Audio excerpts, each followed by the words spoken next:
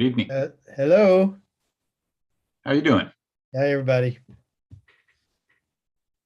Where's your beard, Steve? That went away a long time ago. And the hair. And the It was hair. my birthday present from my wife. A Uh-huh. haircut.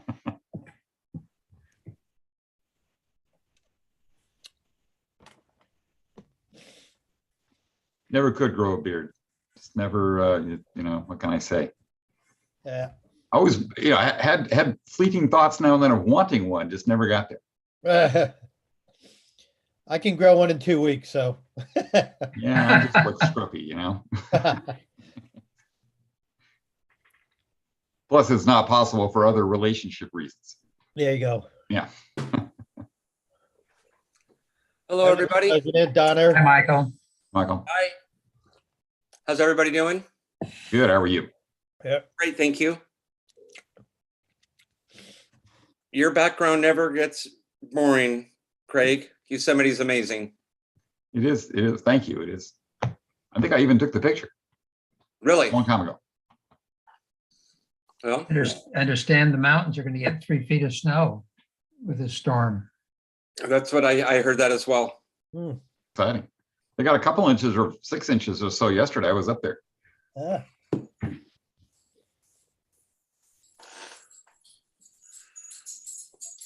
I was 20 minutes later than they canceled the chain requirement to go over the pass. Lucky me. wow. You missed chain requirements by 20 minutes? Yeah, meaning they had them early and I got there just in time for them to have removed them. Do you have four-wheel drive with snow tires? I do. Yeah. I have never, so do I, and I have never put chains on with four-wheel drive and snow tires. And if you need chains in those conditions, you should not be on the road. Yeah, go home. Yeah, exactly. Yeah, that's, and mostly because the other people haven't figured out how to drive. Well, yes. That I know very well. I've been incredibly close to other people, like turning their car sideways in the road. The car in front of me twice has done that. It just, Yeah. Sliding sideways down the road in front of you. And you're like, okay. I'm going to go ahead and start the recording. Thank you, Marcia.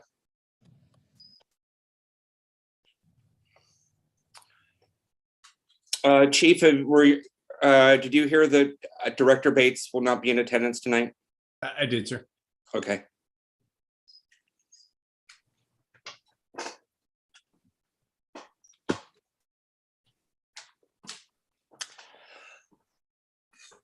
How does my dog know that I'm just on a Zoom meeting and not just sitting at my computer? Go away. Go away.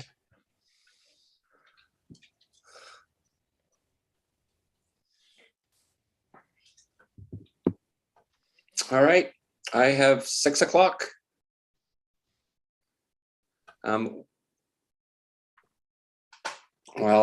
call the meeting to order. Welcome to the Moraga-Orinda Fire District, April 20th, 2022. Next slide, please, Marcia. Thank you. I'd like to call the meeting to order. Marcia, can you do a roll call, please? Director Bates is absent. Director Danziger, Present. Director Jex, Present. Director Jorgens, Present. President Donner. Here. Item 2.1, adopt resolution 22-10, re-ratifying findings and determining a need to continue holding remote meetings by teleconference. I move we ratify resolution 22-10. Again, I'll second. All right, thank you. Marcia, can we get a vote, please? And just for the record, we do not have any attendees and we've not received any written public comment. Thank you, Marcia. can I do, pardon me, President. Go ahead. I just, a question on that. Chief, have you heard anything about the future of this, No. the whole public meeting thing? Right, we've not, sir. As of now, it remains unchanged. That said, obviously, we've been moving out of COVID, but I think COVID reserves the right to reassert itself. But as of right now, there's nothing indicating we'll have to limit our ability to teleconference. Sorry, Michael. That's quite all right. My apologies. Director Danziger, Aye. Director Jex, Aye. Director Jorgens, Aye. President Donner. Aye. I will, item 3.0, I will open up public comment. Do we have any hands raised or received any correspondence, Marcia? We do not have any written correspondence or any attendees. Okay, I will close public comment.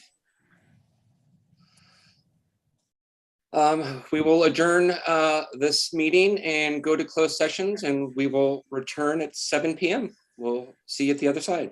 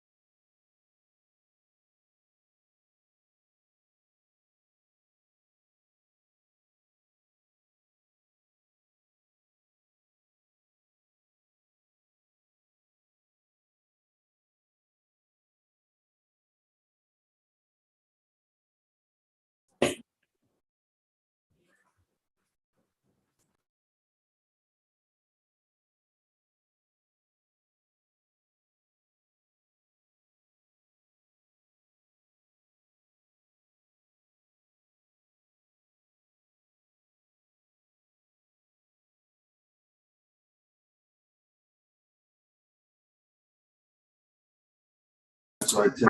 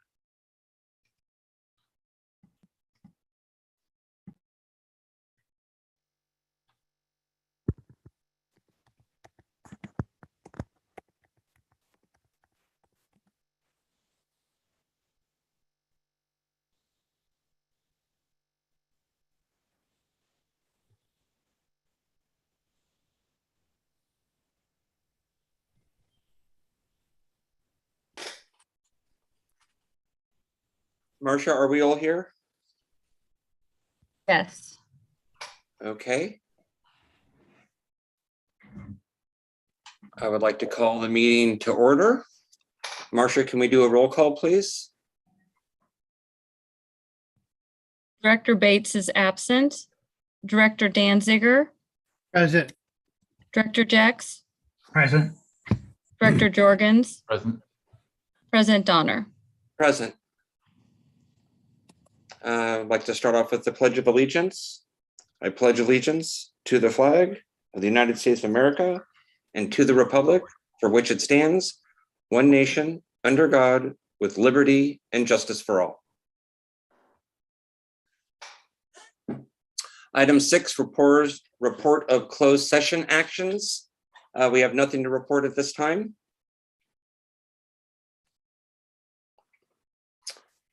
Item 7, I will open up public comment for items not on the agenda. Marcia, have we received any correspondence or do we have any hands raised? We have not received any written correspondence. We do have one hand raised. Okay, It is a phone number ending in 3754. okay. 3754, you're on. Hi there, can you hear me? Yes, we can. Hi, my name is Jake Stewart and I'm an Arinda resident. And on Monday night, I had a chimney fire at my home, which is one of the oldest homes in Arinda and is a registered historical landmark with the city. The response time was longer than expected, even though I'm less than a mile from Station 45. Eventually, 2 engines showed up and a crew of talented firefighters to assist. All the while, an engine sat ready to go, but empty at Station 45. Since this incident, I've learned that while Station 45 has 3 vehicles to respond to calls, only 1 can be used at any time, given the current levels of staffing. When the crew are on a medical call or ambulance transport, no other vehicles from that station can be sent. Since the average time for an ambulance transport and return to the station can be over an hour, in some cases up to 3, North Arinda residents experience delayed responses waiting for other units to come from farther away. I've learned that the necessary positions to send 2 vehicles at once were eliminated for Station 45 in 2013 due to financial constraints associated with the recession. They were intended to be restored, but were not. In my Arinda fire on Monday night, this was estimated to cost an extra 4 to 6 minutes of response time. It didn't matter for me, we were lucky. But if someone had a more severe fire or medical emergency, it could be the matter between life and death, or it could lead to a more severe fire with heightened risk of spreading throughout northern Arinda. Station 45's response zone is considered a severe fire threat by the state of California, and the additional staffing is warranted. Moraga Station 41 has 2 firefighters to staff the ambulance and 3 on the engine. Don't all zones deserve the same level of service? Why these 2 positions have not been reinstated, despite us not being in a recession for many years, and despite many dramatic wildfire seasons since 2017, is extremely concerning, and it demands action. It's been 9 years. I hereby ask that staffing be restored to include at least 2 more firefighters at Station 45, bringing the total on duty to 5. This would ensure both the ambulance and fire engine are both in service at all times versus only 1 at a time. I know you are passing a budget tonight and you have the opportunity to include this funding. Thank you. Thank you for your comment. Jacob Arola. Hello, Jacob. Good evening. My name is Jacob Rolla, a representative of the Maragoruna firefighters of Local 1230. I want to ensure that the board is heeding the warning from their constituents. Our staffing was cut in a perceived fiscal constraint in 2013 and should have been restored after the financial forecast was disproven. Restoring the staffing at 45 would provide parity to what Moraga has at Station 41 with a dedicated ambulance and engine company. The largest and most sustainable first due area deserves to have a dedicated engine company. The firefighters have done our best to respond with the absolute bare minimum for years. While other fire agencies around us are increasing their trucks and have 4 persons and increased stations and fire units, our district has been silent. The board can no longer roll the dice and hope that a fire won't will occur while Station 45 has an ambulance transport. This instance was referenced earlier tonight. I appreciate Jake commenting.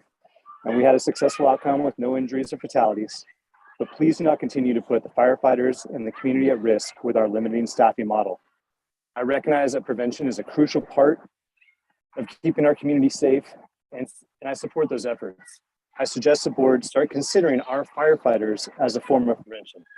As the chief stated last meeting, and I'm paraphrasing, the best way to prevent a large fire from occurring in our district is to extinguish it quickly while it's small.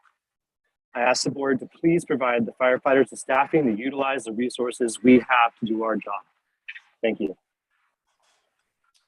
Thank you, Jacob. We do not have any more hands raised. Okay.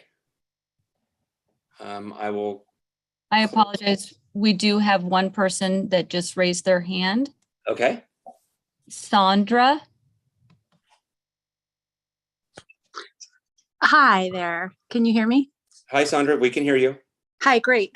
So my husband Grant and I are North Arinda residents, and I don't have anything eloquent to say except for the fact that I do agree with the last two speakers and would really love the support of some extra firefighters to be hired and reinstated. So that's all. Thank you for your comment. We do not have any more hands raised. Okay, I will close public comment for items not on the agenda. 8.1, proclamation thanking Caitlyn Roach for her volunteer service to the Moraga-Orinda Fire District. Good evening. Caitlyn, are you with us? Yeah, I'm here. Outstanding. Wonderful. With great pleasure. Whereas Caitlyn Roach, a student of Miramonte High School, California, has volunteered her time, actions, and talents to the education and outreach of fire prevention measures to increase the community's awareness of fire safety and fuel mitigation. And whereas since May 2021, Caitlyn has managed the monthly fire marshal messages for fire safety, developed local banners to communicate the annual abatement deadline, and created an educational video about home hardening and defensible space. And whereas Caitlyn's leadership, marketing talent, innovative ideas, and communication skills have been an invaluable resource for the district and our community. And whereas Caitlyn's sense of community and pride is an excellent example of demonstrated civic duty. Student leaders such as Caitlyn are a positive influence on their peers and models of good citizenship. Caitlyn continually looks for ways to make our community safer and a better place to live. Now, therefore, be it resolved that the Board of Directors of the Moraga-Orinda Fire Protection District and its employees do hereby issue this proclamation to Caitlyn Roach in recognition of her commitment to our community's fire safety. We recognize and applaud Caitlyn for her leadership, good citizenship, and continual efforts to make a difference for the residents of the district by donating her time, knowledge, skills, and motivation to make that different. We thank her for a job well done. Caitlyn, I would like to open the floor and just would say, in addition to the proclamation, Caitlyn has been tremendously helpful in coming up with innovative ways to get our message out and to help reach the residents.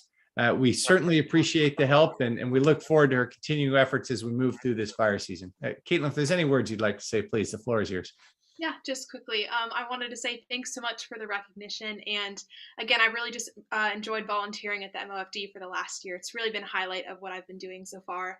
And again, I just really think all the communications work at the MOFD is just really important because it's really helping us being prepared for potential wildfires in the future. So I'm just really glad to be a part of it. And thanks again for the recognition. Caitlyn, this is Director Donner. I'd like to thank you for your commitment to not only the fire district, but to our community. And what an excellent role model for younger students and for our younger generation. So thank you so much. Yeah, thank you. This is Director Jorgens. I would second all of that. Thank you so much for getting involved. It's heartening to see people your age group, getting involved this deeply in the community and for a long time also. So thank you so much. And it's a wonderful cause you've been supporting, and we need to make our community even more safe. And you've helped tremendously in doing that. Yep, thank you. Appreciate your service. Thank you, Caitlin. This is Director Danziger, and go Mats.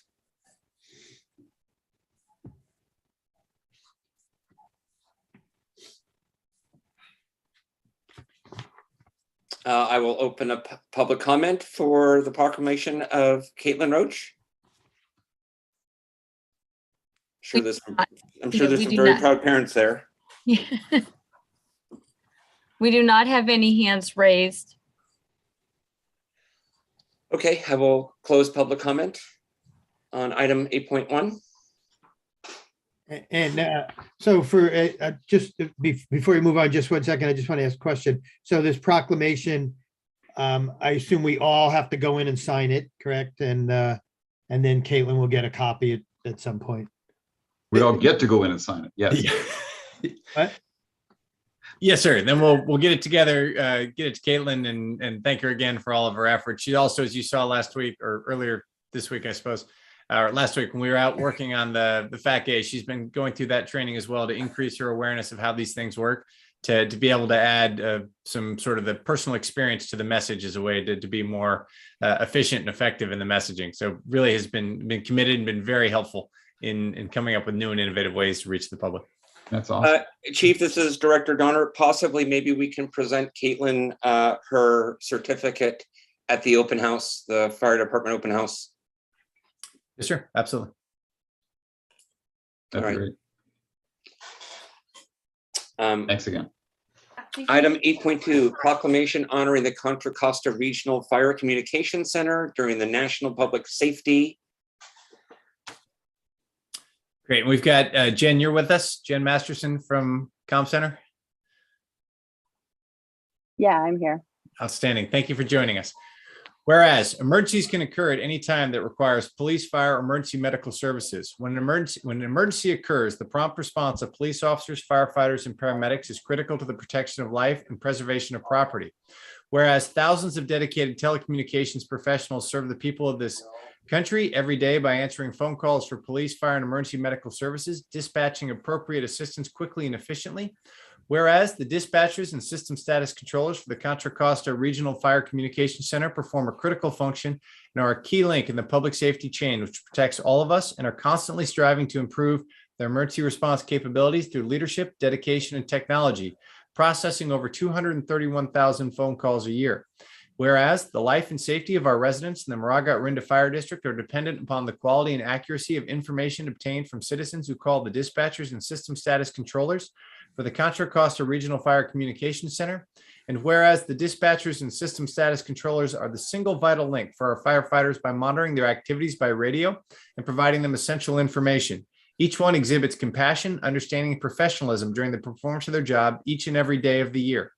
Whereas, by United States Congressional Proclamation, the Association of Public Safety Communications Officials International, a worldwide telecommunications organization composed of more than 15,000 people engaged in the operation, installation, and design of emergency response communication systems, has set aside the second week of April to recognize the contributions made by telecommunicators and their crucial role in the protection for everyone's life and property. Now, therefore, be it resolved that the Moraga-Orinda Fire Protection District does hereby commend the Contra Costa Regional Fire Communication Center dispatchers and system status controllers for their dedication to providing service 24 hours a day, 7 days a week, 365 days a year. Jen, thank you for joining us tonight. I would add that Jen and her team, not only are they always there, but they remain there with us as we respond on calls. They monitor, they provide something you could see as the eye in the sky, providing assistance from the dispatch center where they have access to resources that our units in the field do not have. And it's that seamless integration that enables the all hazard multimodal response that characterizes the public safety system we have here in Contra Costa County. And without their role, it simply would not work as well as it does. So Jen, thank you for joining us tonight, and I pass over the floor to you.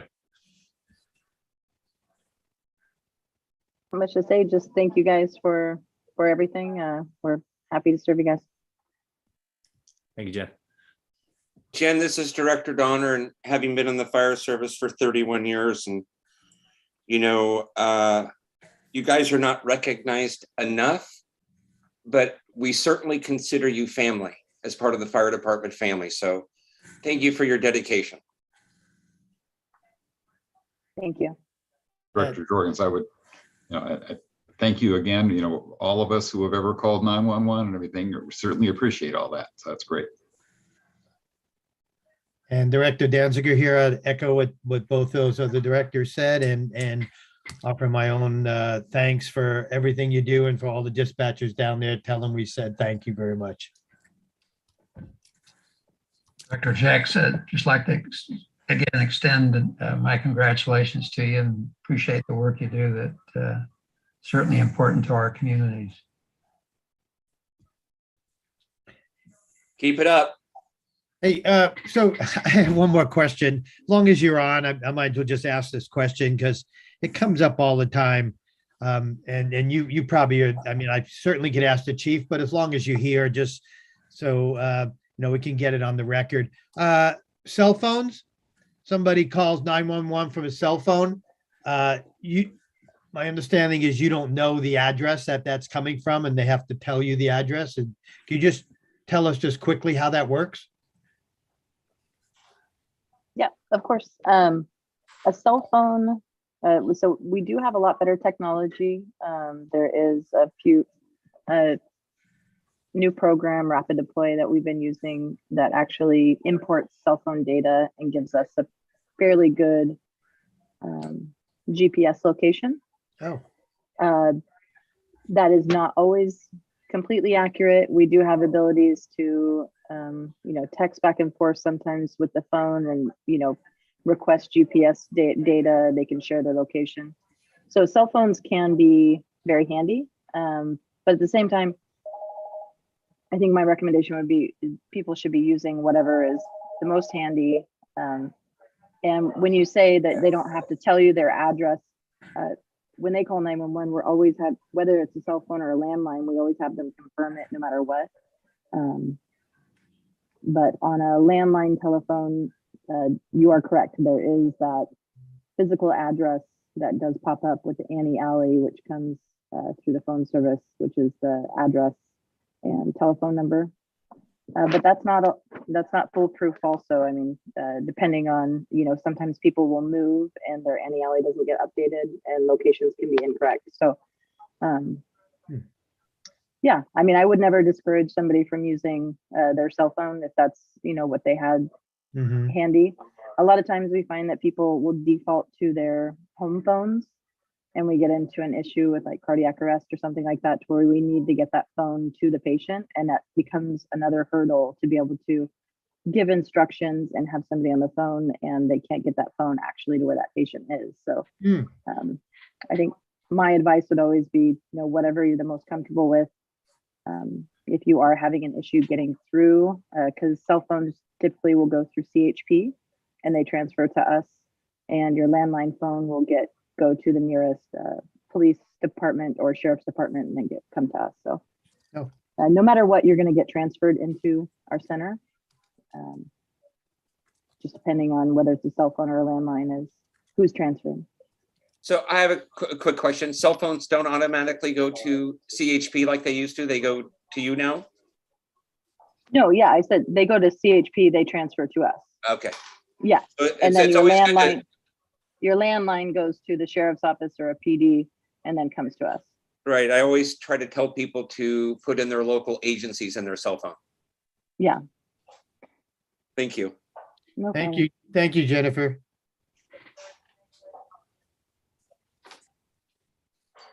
I will open up public comment on item 8.2. Marcia, do we have any hands raised?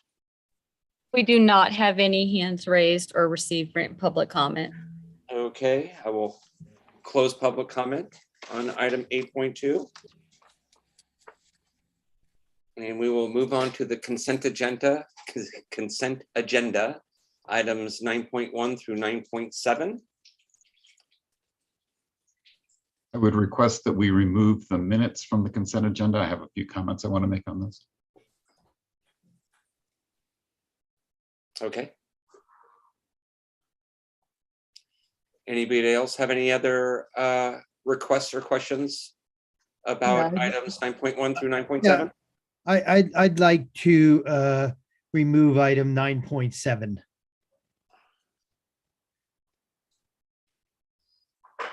Okay.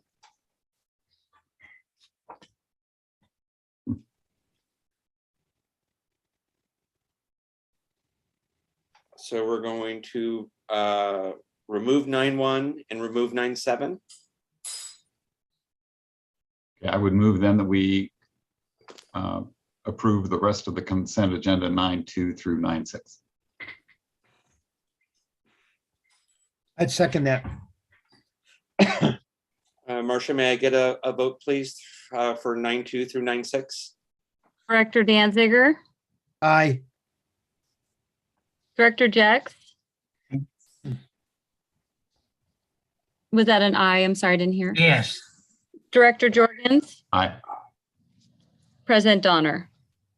Yes.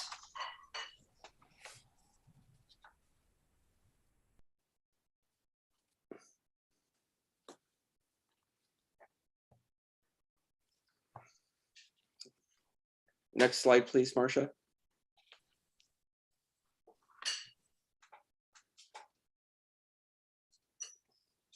I will open up public comment on the consent agenda, items 9.1 through 9.7. We do not have any hands raised and we've not received any written public comment. Okay, I will close public comment on consent agenda items 9.1 through 9.7.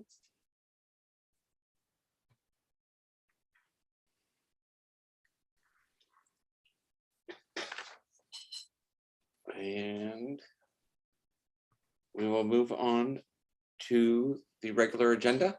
No, I think we have to go through 9.1 and 9.7. Oh, pardon me?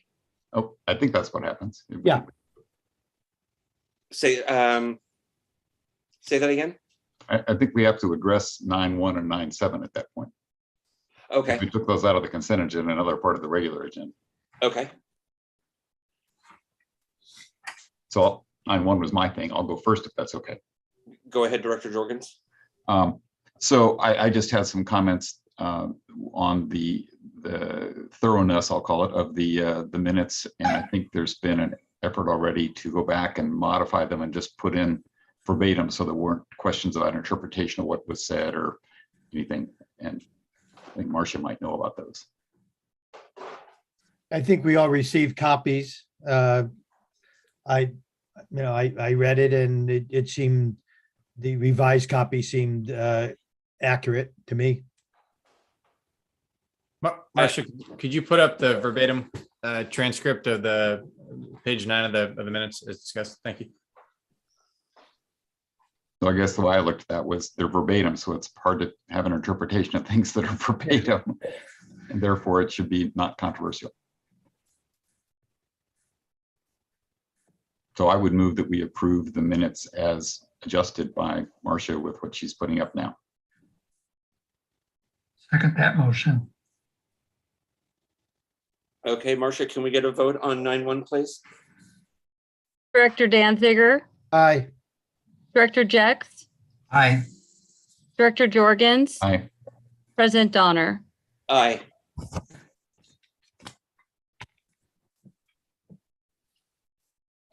And Director Danziger, do you want to address 9.7? Yeah, just to ask for a point of order, do we have to open up public comment on 9.1 again before we move on? I'm not sure. I would refer to council. Yeah.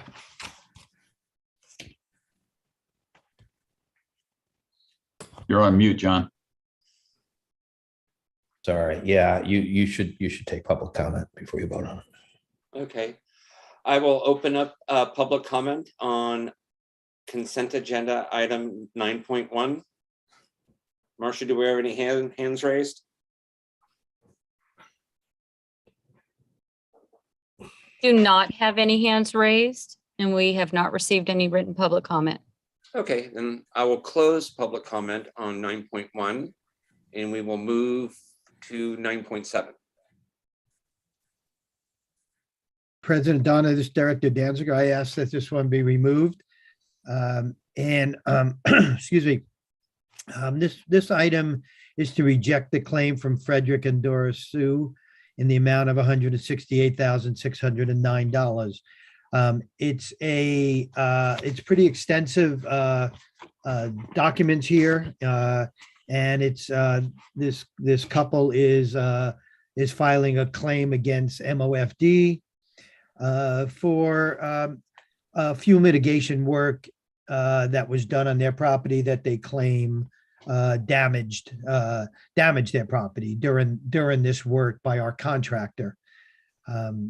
I support rejecting this claim, but I would also like to make a motion, if it's appropriate right now, that we reject the claim, but that we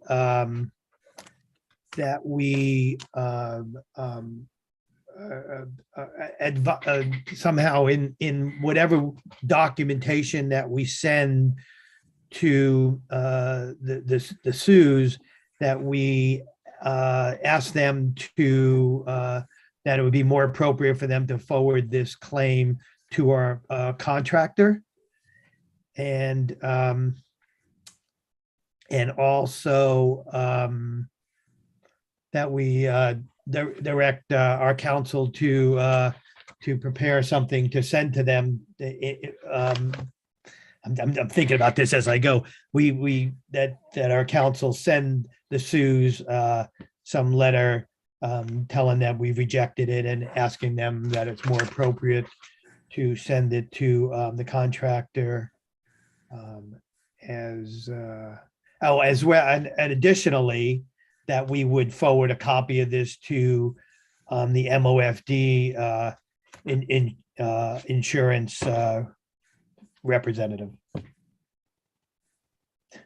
Sorry if it was rambling. I was kind of thinking as I was going along. So do you want me to rephrase that? I think I got it. I could, let me take a shot. Go ahead. Yeah, just say that the motion is to reject the claim. 1, 2, notify our insurance carrier and of the claim, and 3, notify the claimant that they should pursue the claim with our contractor. There you go. Thank you, counsel. That's my motion. So council, do we take this off the consent agenda? You've already taken it off the consent agenda, so it's okay. And do we need to open up public comment again for yeah, this? I'd open up public comment, and then you can just vote on the two items that you've pulled off of consent. Okay, thank you. Marisha, I will open up public comment on item 9.7. We do not have any hands raised, and we have not received any written public comment. Okay, I will close public comment on agenda item 9.7, and we'll take a vote on. I second. Yeah, there we go. Okay. Steve's. Okay, can we get a vote, please, Marcia? Director Danziger, Aye. Director Jex, Aye. Director Jorgens, Aye. and President Donner. Aye.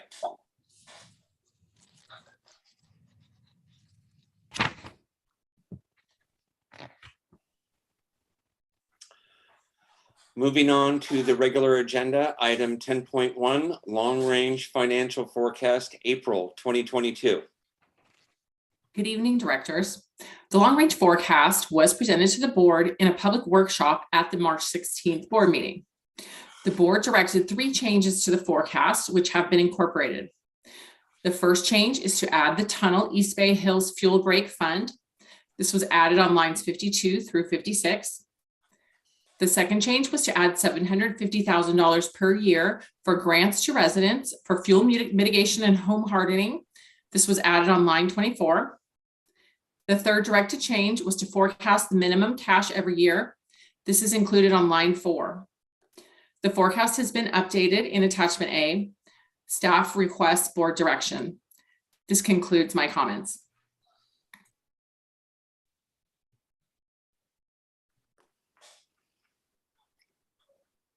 Any comments from any directors? So are we going to have comments now or after we have the public comments? I'll open up public comment on agenda item 10.1. Thank you, Craig. We do not have any hands raised and we've not received any written public comment. Thank you, Marcia. I will close public comment on agenda item 10.1 and move to the directors. So I guess, it looked like we were in reasonably sound financial shape. It looked like we were able to proceed with our capital projects that had been proposed in the long range plan, including our new facilities, in addition to fire equipment, and at the same time be able to meet all of the objectives that it sounds like we wanted to have put in last time. So it looks acceptable to me. I agree. I thought came out that we sort of a balanced budget each of the years, being able to cover the obligations that we have, particularly on the pension benefit and the health benefit. Yeah, this is President Donner. I'd also like to, commend this board. This board's been together since 2018, and our reserves at 2018 were at 28%, and 2021 we're at 43%. Our OPEB trust fund at 2018 was about 890,000. We're projected in 2022 to be at 3.4. And then pension stabilization fund in 2018 was 700,000. And we're projected in 2022 to be at 8.4 million. So I just think the board's done a really great job. I'm sorry, Director Donna, this is Director Danziger. I would agree with you, and I think we're in better. I think in the last almost 4 years, I think we've improved our financial standing here with our budget. As far as the long range financial forecast goes, Ms. Sasser talked about the three changes. And one of those changes was adding the $750,000 per year for grants to residents for fuel mitigation and home hardening. I'm not sure that right now that this is the best use for that amount of money. And I don't have any issue with having it right now in the long range financial forecast. I will hold any further discussion on that money, on those funds, for now, until we actually talk about budgets and see where we go in the budget discussion about any money for grants, fuel mitigation, or home hardening. No, that's I guess about the challenge with that is we traditionally have, for the last 6 years anyway, have used the first year of the long range financial plan as the framework for our budget.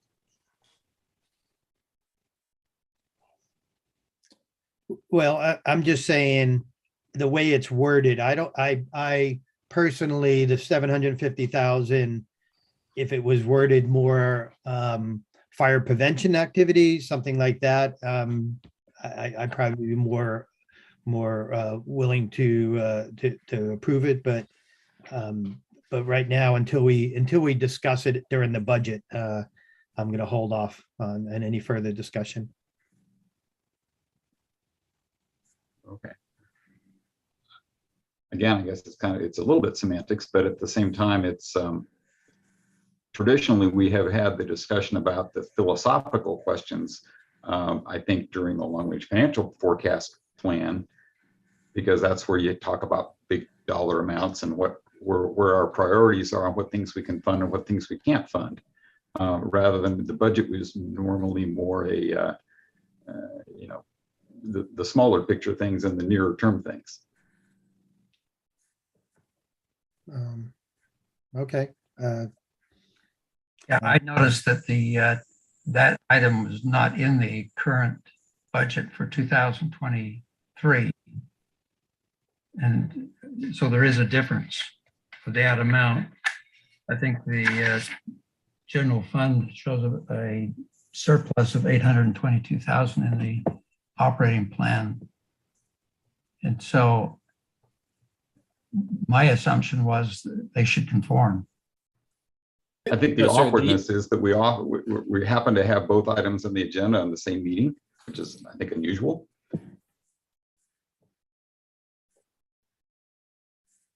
I'm certainly in favor of the 750 for fire prevention and home hardening. I don't know how I feel about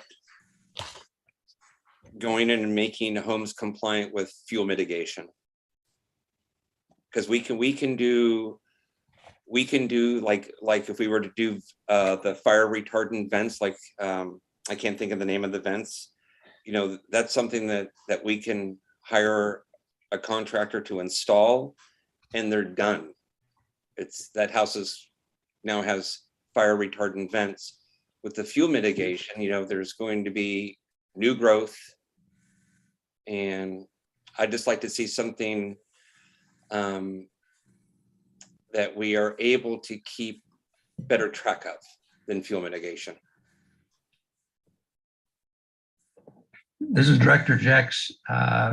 You know, one of the things I had some uncertainty when, you know, this was first recommended, but thinking in terms of how it could be used to support particularly the Firewise neighborhood programs and other kinds of things that would provide a stimulation and correlate with the communities which are having this as a key concern.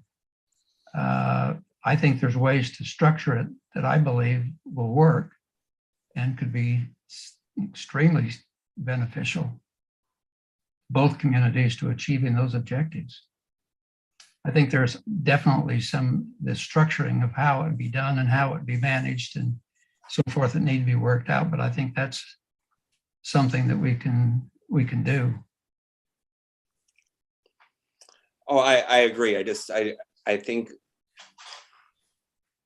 it's going to take a lot more due diligence to figure out how we implement those funds for the community to make it a successful program. Yeah, I'd agree with that. So do we want to finish discussing it now, or do we want to have more discussion about it in the budget? I have nothing else to say at this point on it. So we want to put that up to the budget discussion later. Okay, I'm okay. Whichever.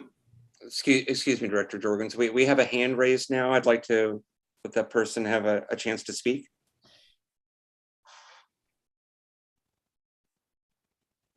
Are you calling on me, President Donner? Yes. Thank you. I wanted to hear what the directors had to say before making my comment. Again, along the lines of prevention, the best way to prevent large fires from occurring is to put them out when they're small. It makes no sense to take half the budget of what it would cost to restore our staffing and gift public funds to the community, arguably the most affluent in the county, possibly the state. I really would like you to consider funding our staffing as a priority before hardening individual homes throughout the community. The best way to protect our community is to protect it as a large community, not individual homes. Thank you. We do not have any other hands raised. Thank you, Marcia. I will close public comment again. You know, we had a couple of concerned citizens call in today about the staffing level at Station 45. And I certainly think we owe it to them and to the community to at least discuss what a staffing increase would look like.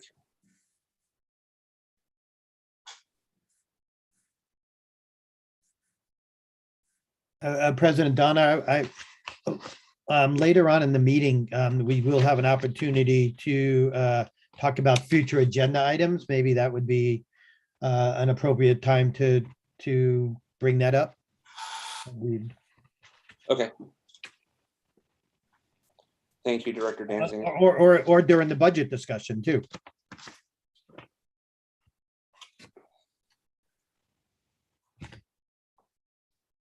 Any more comments from directors?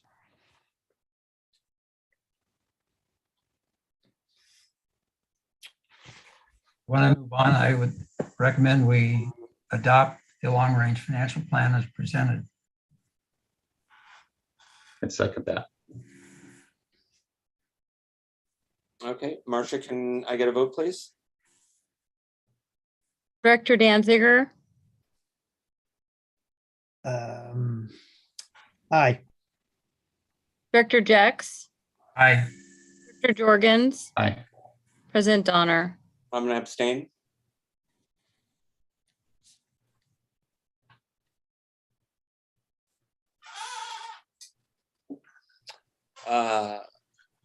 Agenda item 10.2, Q3 financial update and budget review for fiscal year 2022. Good evening, directors. There's a presentation that should be coming up here shortly. The financial update has been prepared through Q3 of the current fiscal year. Next slide, please. Based on the updated projections through Q3, a general fund surplus of $900,000 is projected for fiscal year 2022. Next slide, please. Looking at actual amounts through March 31, 2022, revenue is summarized on the left side of the slide. All major revenue categories are projected to meet budget. This includes property tax revenue, ambulance revenue, strike team revenue, and fire prevention revenue. The right-hand side of the slide details expenditures through Q3. Salaries and benefits in total are projected less than budget $508,000 due to a variety of salaries and benefits categories that are projected to end the year at an amount lower than the budget as listed on the slide. Finally, operating expenses are projected to be less than budget, about $70,000. Next slide, please. This graph depicts and higher than the prior year, which is illustrated with the red line. Next slide. This graph depicts general fund expenditures by month. The green line illustrates current year expenditures, which are trending below the orange line, which is the current year budget.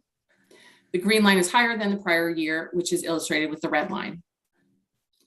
Next slide. This graph details ambulance revenue by month.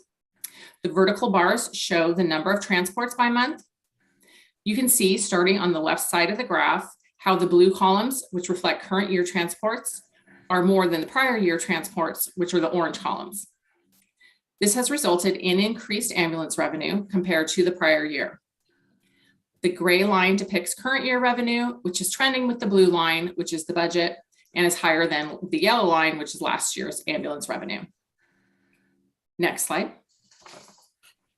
This graph reflects strike team activity for the last 6 years. The blue line shows strike team revenue. The orange line is the strike team overtime expense. The gray columns, which represent the surplus from strike team activity, has gone into the general fund each year over the last 6 years. As you can see, the surplus has fluctuated significantly each year. 2021 was the highest amount with a surplus of $1.8 million. The current year surplus is projected to be $500,000. Next slide. This graph details current year cash flow compared to the prior 2 years. The district started the fiscal year with $15.7 million in unrestricted cash and investments. The district received its latest major cash inflow in December 2021. The district did not utilize the teeter plan this fiscal year. The March 2022 unrestricted cash balance decreased significantly due to the pension and OPEB trust contributions to PARS in the amount of $2.6 million. The district received payment from the state of California for outstanding strike team reimbursement in the amount of $984,000 on April 10, 2022. And there'll be more details at the end of the meeting on this when Mary does her finance update. Next slide, please. The district started the fiscal year with $12 million in general fund unrestricted fund balance. The projected surplus in the general fund would increase the unrestricted fund balance to $12.9 million, which would exceed the fund balance policy minimum of 17% and be less than the policy goal of 50%. The projection is that it will be at approximately 42.3% at June 30. Next slide. This slide reviews the district's other three funds. There's nothing significant to report regarding the other funds. Actual results are trending appropriately compared to the budget. Next slide. This is the last slide. Staff has now provided 3 financial updates this fiscal year. The final update will be presented after the end of the fiscal year. This concludes the presentation.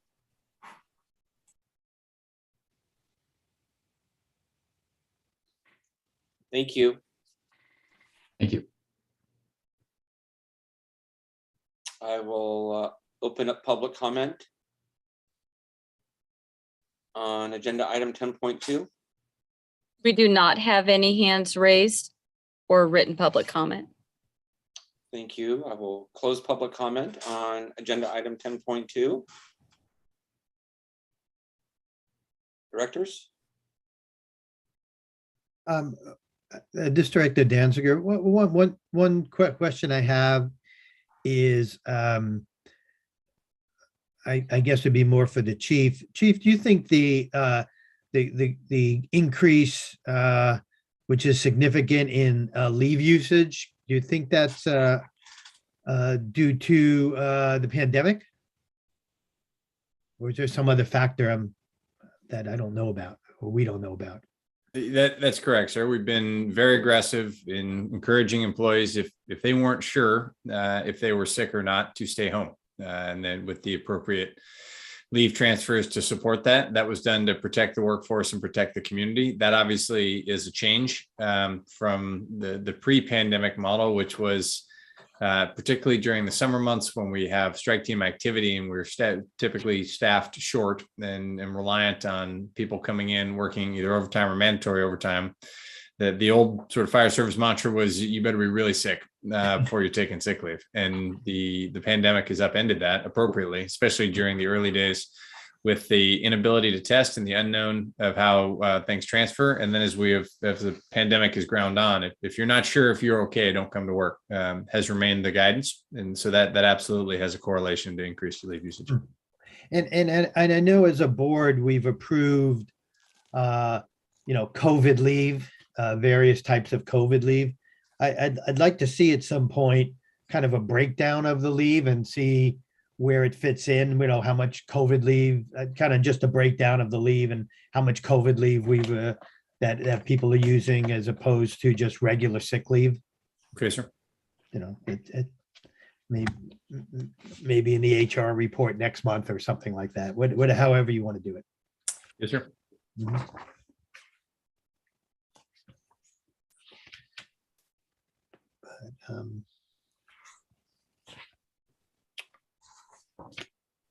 Anybody else have any other comments?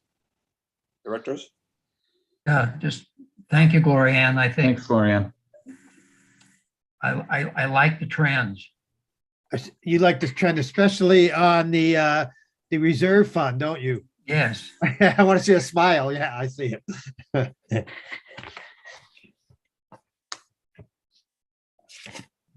All right, do I get a motion to adopt 10.2? I move we adopt. I don't think There's anything to adopt. I think it's just an update. I think it's just information. All right. Pardon me. Thank you. Next slide, please, Marcia. Public budget workshop, item 10.3. Public budget workshop, development of annual operating budget, fiscal year 2023, and board direction regarding the draft budget. General fund discretionary expenditure budget, fuels mitigation program, continuation beyond January 2023, staffing and capital projects, fund expenditure budget. Good evening, directors. A draft budget has been prepared This is the first step in the public budget process. Next slide, please. Tonight is a public workshop to discuss the draft budget. Based on board direction in this workshop, the proposed budget will be brought back to the board at the May board meeting for additional public input and additional board direction. The budget is scheduled for adoption at the June board meeting. The latest date the board can adopt the budget is October. Next slide, please. The draft budget includes general fund revenue of $33.5 million, general fund expenditures of $29.6 million, a transfer out of the general fund to the capital projects fund of $3.1 million, which would result in a general fund surplus of $822,000. Next slide, please. Total general fund revenue is projected to increase $3.1 million. District property tax revenue is projected by HDL, which are the district's property tax revenue consultants. It's projected to increase 7.47%. Property tax revenue in the general fund is projected to increase 14.5% due to the completion of the pension obligation bond payments. Ambulance revenue is projected to increase 3% based on a fee increase. Fire prevention revenue is projected to decrease $32,000 due to planned reduction in district paid mandated weed abatement charges. Finally, intergovernmental revenue is projected to decrease $200,000 due to the completion of the Pinehurst Fuel Break Grant. Next slide. Total general fund expenditures are projected to be $29.6 million. Salaries and benefit expenditures are $26.3 million. This includes a July 1, 2022 salary increase of 4% per the MOUs. An OPEB contribution is included at the full annual required contribution of $351,000. A pension rate stabilization trust contribution is included at the full amount of $2.1 million using a 6.25% discount rate. Finally, operating expenditures of $3.3 million reflect effectively the same amount as the current year. Next slide. This graph depicts property tax revenue since 2008. Next slide, thank you. In this graph, the orange line represents general fund revenue and transfers in. The blue columns are general fund expenditures and transfers out. The increase in the blue column for 2023 is primarily due to a transfer out of the general fund to the capital projects fund of $3.1 million in order to accumulate reserves to pay cash for the Station 41 administration construction project. Next slide. This graph depicts reserves since 2015. The yellow bar is general fund unrestricted reserves. The blue bar is capital projects fund reserves. The orange section is restricted pension rate stabilization trust funds, and the gray section is the OPEB trust funds. Next slide. This slide shows the authorized positions that are included in the draft budget that is before you tonight. Next slide. The proposed budget includes safety roster strength of 57 positions and 4 safety management positions, which is the same as the prior year. The proposed budget includes 2 new positions for the Tunnel East Bay Hills Fuel Break Grant. Both fuel break positions are limited duration, non-benefited, and fully funded with grant money. The proposed budget includes a new fire inspector plans examiner position in fire prevention. In 2021, the district outsourced this position to a contractor.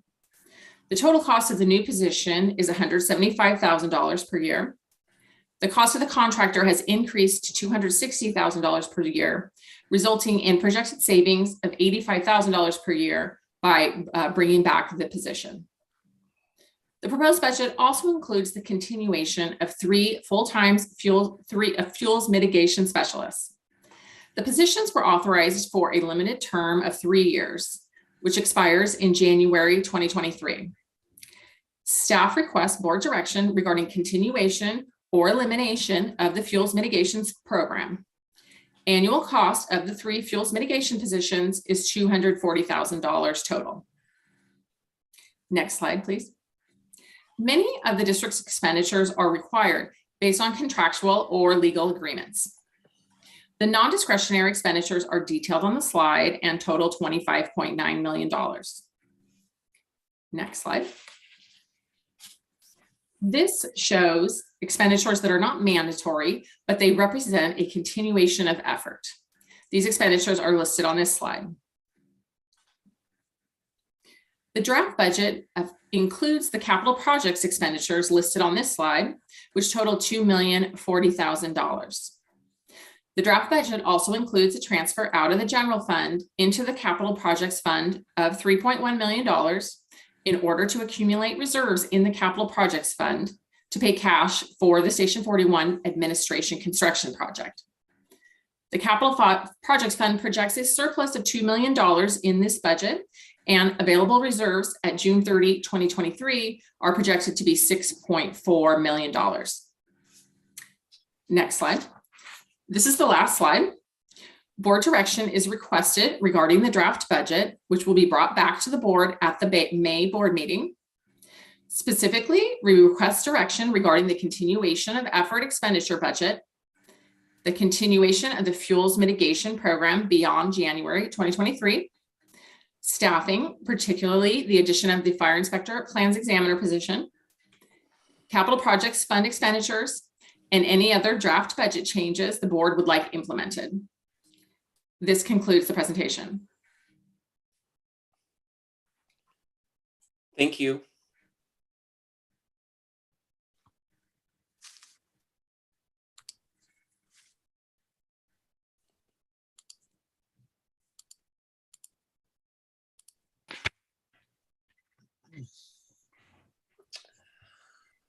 I will open up public comment on agenda item 10.3.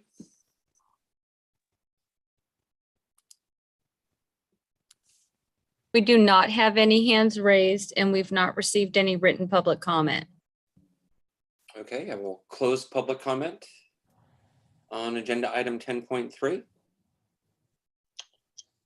Directors? President Donner, this is Director Danziger. One of the items I'd like to get to right away, which I think will be easy for us to discuss maybe, is the continuation of the fuels mitigation specialist positions proposed in the budget. The 3 positions that the funding was only for 3 years. I would be in favor of continuing that funding.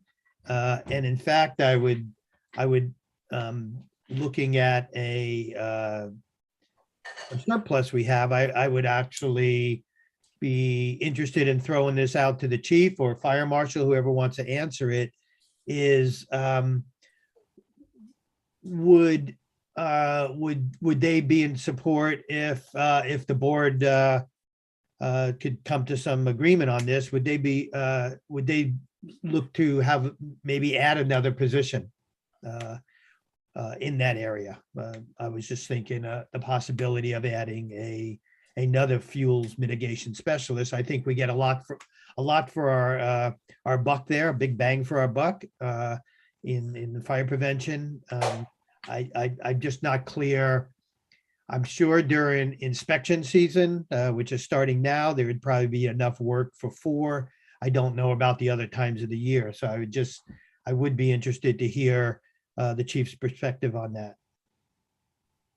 Yes, sir. There's some practical challenges with expanding that program. We have, as designed, have had a significant amount of turnover as people come, do this for a while, and then move on with their careers, to include our Tiffany, who went on to the San Francisco Fire Department, and others who've gone on to similar things. So the increasing the size will also increase the administrative burden on recruiting, hiring, training, and then ultimately replacing. We also run into some practical difficulties just having to do with the size of the office, the number of vehicles we have for them to move around, and the care and feeding, the supervision they require. Mhm. So I think, as mentioned with previously, expanding the fuel mitigation specialists we're probably at the sweet spot with 3 specialists and 1 manager, and I think we're pretty well positioned there. Looking at the resourcing of a position that, although more expensive, equals something that looks more like career progression, someone we can develop in the form of a inspector who's capable of doing quite a bit more than the fuel mitigation specialists are. I think that would be a better use of staffing. If there's a discussion of additional staffing and fire prevention, adding to the fire prevention specialist staff, I don't think is the most efficient use of the extra resources. And we would do better with something that is likely to have less turnover and is capable of a broader array of operations to include the business inspections and other things the board has previously expressed an interest in with less supervision. Would be my recommendation in that area. So are you talking about the proposed new position of the fire inspector plans examiner? Yes, sir. Okay. And if I recall, we had one of those, right? Back 2018 when I first came on the board, I think we had one. Yes, sir. It was a 0.5 FTE. Okay. And at that time, we did not have anything like the volume of plans and development we currently see, which is why moving to the and with the 0.5 FTE, which was appropriate for the volume we had at that time. Mm-hmm. The contracted model made better sense. Obviously, the ground has shifted under our feet with regard to the volume and the associated cost for the WC3 option. Okay. So I hear you on the fuels mitigation specialists, and the sweet spot is 3, and I understand that. On the proposed new position of fire inspector plans examiner, would that person also, if needed, I don't know at all if they would have, what their schedule would be like. I imagine they'd be pretty busy, but if there was time, would that person also be trained to go out and do, would this person do inspections? We've talked about this in the past, schools, businesses, even fuel mitigation inspections. I mean, I don't know. I just want to get a sense for, besides the plans examiner, which I understand, and what kind of inspections would this person be doing? Yes, sir. This position is proposed specifically in response to the board's concern about the non-mandatory inspections that the district could be conducting. This position was envisioned as filling that need. As we have done previously with our contracted inspector, so the plans examiner also obviously involves field inspections. And we train the WC3 contracted inspectors in our fuel mitigation requirements so that anytime we are on site of a construction project or doing a business inspection, as part of the permit sign-off process, that staff member was conducting an exterior hazard inspection as well, so that we weren't having 2 separate sides of the house where one side was going out to look at the sprinkler, and then we were coming back on a different day with a different person to look at something was right there. So this person would also be capable of and would certainly participate in the fuel mitigation inspections, the transfer inspections, as well as the more technical ones associated with construction permits. Okay. And Chief, do you see this as somebody from inside the department now, or is this outside resource that we would do a hiring process? We certainly hope that we have an internal candidate. If we don't, though, we would open it up. But as with any position that is a promotional or advancement position, we're always encouraging internal applications. Okay, excellent. Yeah, thank you, Chief. Just if we can get some of these things, discussed right away, I certainly would be in favor of continuing the 3 fuels mitigation specialists, as well as the new position for the fire inspector plans examiner. This is Director Jex. Would this person be able to take on the additional responsibilities of managing a grant program if we proceed with the 750,000? No, sir. The plans examiner and the inspection, we're consuming more than a full-time employee with the contracted. That's why this represents a cost saving from the contracted option. But we have, with the steady state operations, we have a full-time workload for them with the current flow of plans and development and so forth that we don't anticipate changing in the near future. We're also sensitive to the board's direction about expanding our non-mandatory inspections for businesses and so forth, which are seen as consuming any additional available time this person might have. But the managing the distribution of grant money would exceed the availability of this position is that we assume it will have based on our current assessment of the workload in that position. I guess my thought would be, the grant program, much like President Donner said earlier, he thought it was a good idea to do the ember-proof vents and that sort of thing. I completely agree. That's a necessary thing that we should be helping people do.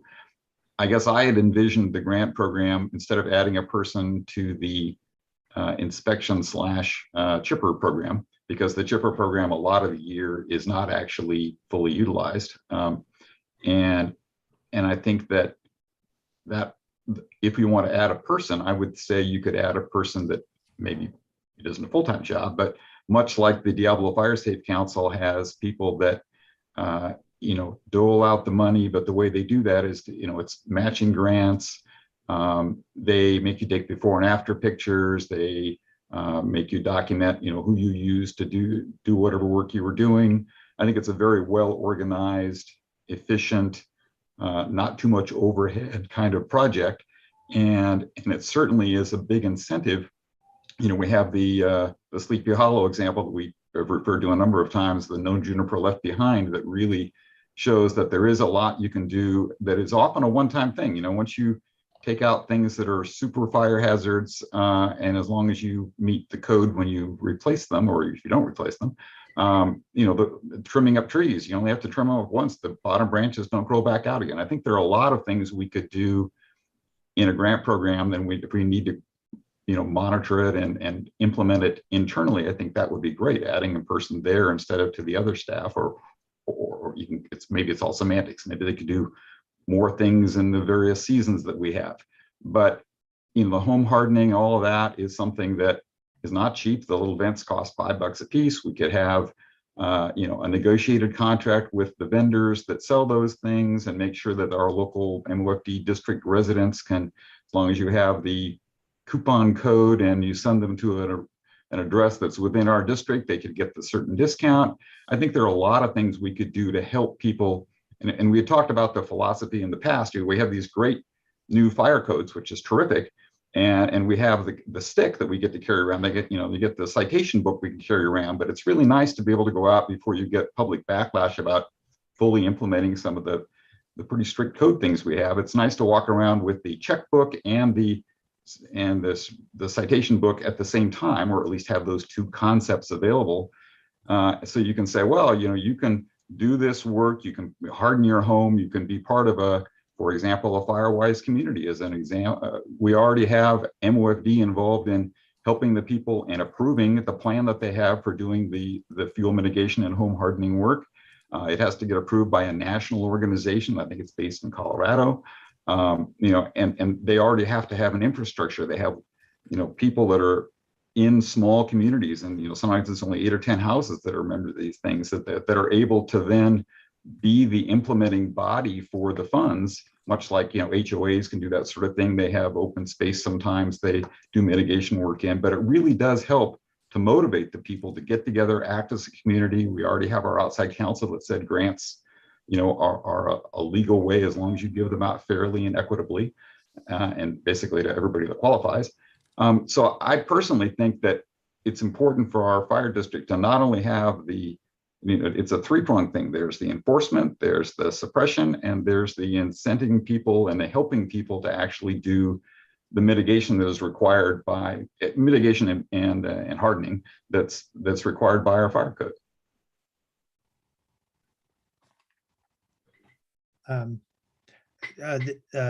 Director Donna, this is Director Danziger. I just want to go back 1 minute to the new position of the fire inspector plans examiner. is there any opportunities for revenue generation by that person in doing inspections? I mean, additional. Yes, sir. Charging a fee for inspections is, if not exactly, is almost industry standard. Just about everywhere that I have worked, we have conducted inspections and we have charged for them. We do not currently do that here in the district. We certainly could at board direction to modify the fee schedule and begin a inspection program with associated fees for it that this person can be doing. I will note that the inspections that are done associated with permits and permitted work, there's a fee associated with those and has been for some time, which is where the revenue that pays for the position comes from. Well, and to review the plans and things, all of that. Yes, sir. When you submit for a permit and you pay your fee, part of the fee is the plan review, part of the fee is the on-site inspections is all included in the fee. Just, there's a lot of moving parts in the budget, just so we can maybe move on to some things. Do we have a consensus on the continuation of the fuels mitigation specialists, the three of them? I'm just curious to know if anyone has any concerns on expanding, continuing that program. I'm in favor. This is Director Donor. I'm in favor of continuing the program. Yeah, I've always been in favor of continuing the program. Okay. But, I'm the one that wanted it during the summer a couple of years ago when we didn't approve it. So absolutely. Okay. I just, maybe we can just knock out some of the ones that are, that we can all agree on. And what about the new position of the fire inspector plans examiner? I'd be in favor of that. It seems like it saves us money. So that seems like a no-brainer. And it will generate it could generate some money as well. So, okay. So, I think, some parts, if we can agree, I think we have a consensus on that. So that's good. In theory, Director Jorgens, I know you proposed the program for the grants and the home hardening. In theory, I like it. I just feel that, the part that the fuel mitigation part, it's just too broad, too general for me. I would agree on the home hardening part. I retrofitted my house recently with the ember resistant venting as well as the gutter guards. I know how much that costs. Fortunately, I could do it. One of the speakers here, just before talked about our community. I can't speak for the whole community, but our community is pretty well off compared to the rest of the county and probably the rest of the state. I think that doing the home hardening part, I know how much that costs, and that could be burdensome some people, and some kind of incentive program or rebate program or bulk buying. I think that would be a positive program, and I've actually heard that the city of Arinda is looking at a similar program for just Arinda residents as well. And so, I would be in favor of some kind of program like that. But as far as the general concept of grants for fuel mitigation, I just don't have a handle on what we would do, how that would work. If I could hear more specifics, I couldn't approve that right now. I really feel that Your microphone's off. I really feel that the fuel mitigation part, and I understand neighborhoods getting together, and if they get a Diablo grant, they're small grants, and getting neighborhoods together to do this kind of work is very positive and it can save costs. I just don't see how the district can get involved in fuel mitigation for residential properties. I think it would be terribly burdensome, complex. I don't know how we could administer such a program, and I don't know what it would entail. That's why I'm just hesitant. I like the concept of having some money out there for the other part. I just don't know Well, about. let's just dedicate the first year of it then to home hardening. You just have a big program and a big push for just one aspect of it then, and do a lot of it the first year. That's great. Yeah, I don't even know how that would work. We'd have to develop it and work with the chief or work with other jurisdictions that do it and see how they do it, or vendors. You know, I know so I could be in favor of that. That's something great. like that. You know, a suggestion in terms of what we might want to do then is if we want to, between now and the next board meeting, when we would approve the final budget, maybe each of us could put in our recommendations or to staff in terms of what we think the issues are and how they might address those and what would work and what wouldn't work. And then we can talk about how we proceed, particularly with the next year's budget in terms of what it would entail out of that 750,000 that we got, at least in the long range plan. Chief, this is Director Donner, and thank you, Director Jex. I heard your comment. You think any benefit to an ad hoc committee for this particular item? Yes, sir. I mean, I think obviously a challenge would be an ad hoc committee that speaks for the full board. With what I believe I've heard is direction about creating a home hardening pilot grant program. We can certainly, I will query my peers to begin a better understanding of what other jurisdictions that have similar programs, what they're doing. We will harvest the best practices from those other examples, and we will come back then with with something that looks like a proposal. If that's to an ad hoc committee or that's to the full board as part of the as a standalone item associated with the budget presentation next month, that's certainly fine. It would be helpful to have a general sense of the board's pleasure with regard to the budget for said program, though. Okay, I'm kind of in line with Director Jorgens and actually with everybody, just about some type of home hardening program. And I kind of agree with Director Danziger. I think the fuel mitigation aspect for the district is just complex at best. Well, one of the things that to me is critical in terms of objectives, the Firewise program, I think, has lost a little bit of the momentum. And one of the benefits is by weaving that into a grant type program might stimulate expansion of that Firewise program throughout the communities, and particularly in Moraga. I mean, it was very strong in Arinda. I know there's still groups forming in Arinda, but I think Moraga is still behind other than one area in Moraga, it's not really developed to the point where it should. And I think that would help to stimulate that part, or at least some activity associated with it would help to increase the Firewise program to be successful.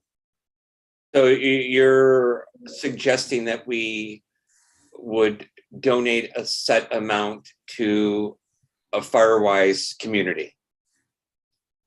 Well, or we could just have those people be involved, help with, rounding up people, helping them apply, whatever, getting the word out, if nothing else. I'm not sure that for the hardening, I think it needs to probably be on a home by home basis, I'm going to guess. We can all talk about that. I mean, I haven't, who knows? Mhm. Okay. Well, Chief, I think you have the direction from the directors that we would like to go forward with see what a home hardening program looks like. Yes, sir. And it would be helpful just to make sure I'm matching proposals with expectations. It would be helpful to at least have a range as far as anticipated budget allocation for this program. I think I think the idea of 750,000 is a little high for myself, and if we're Why just. don't we do a couple plans, one at 500 and one at 750 then? These things, Director Danziger, as you know, these things are not cheap. You know, that every one of Oh, those I know. little darn little vents is like $5 before you install them. You know, that my house had, I don't know, 300 of them or something when I did it a couple of years ago. They're a lot. They're like woodpeckers. You know, got a lot of those darn holes in. I know how much it costs. I did it. So yes. Yeah, I could, you know, I could probably see 500. And as long as we make it retroactive to when I did my program. There you go. Um, Well, the good news is neither one, because we both then, and neither of us will have a conflict of interest then, right? That's good. Well, I would be in favor of 500 as well for a home hardening program. Are the other directors in agreement for that for the first year? Sure. Yeah.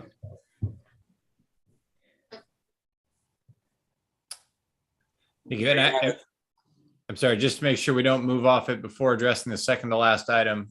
We do need at least a confirmation that the capital project fund expenditures that were covered in the presentation, that the board supports that before we include it in the budget for next month. Yeah.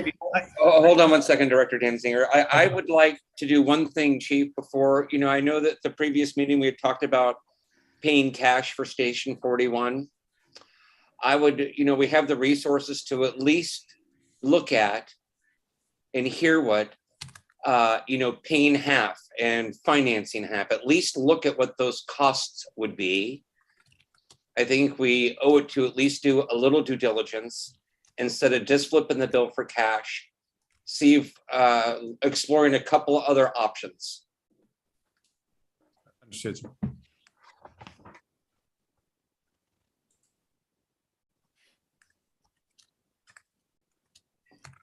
Any directors have any comment on that?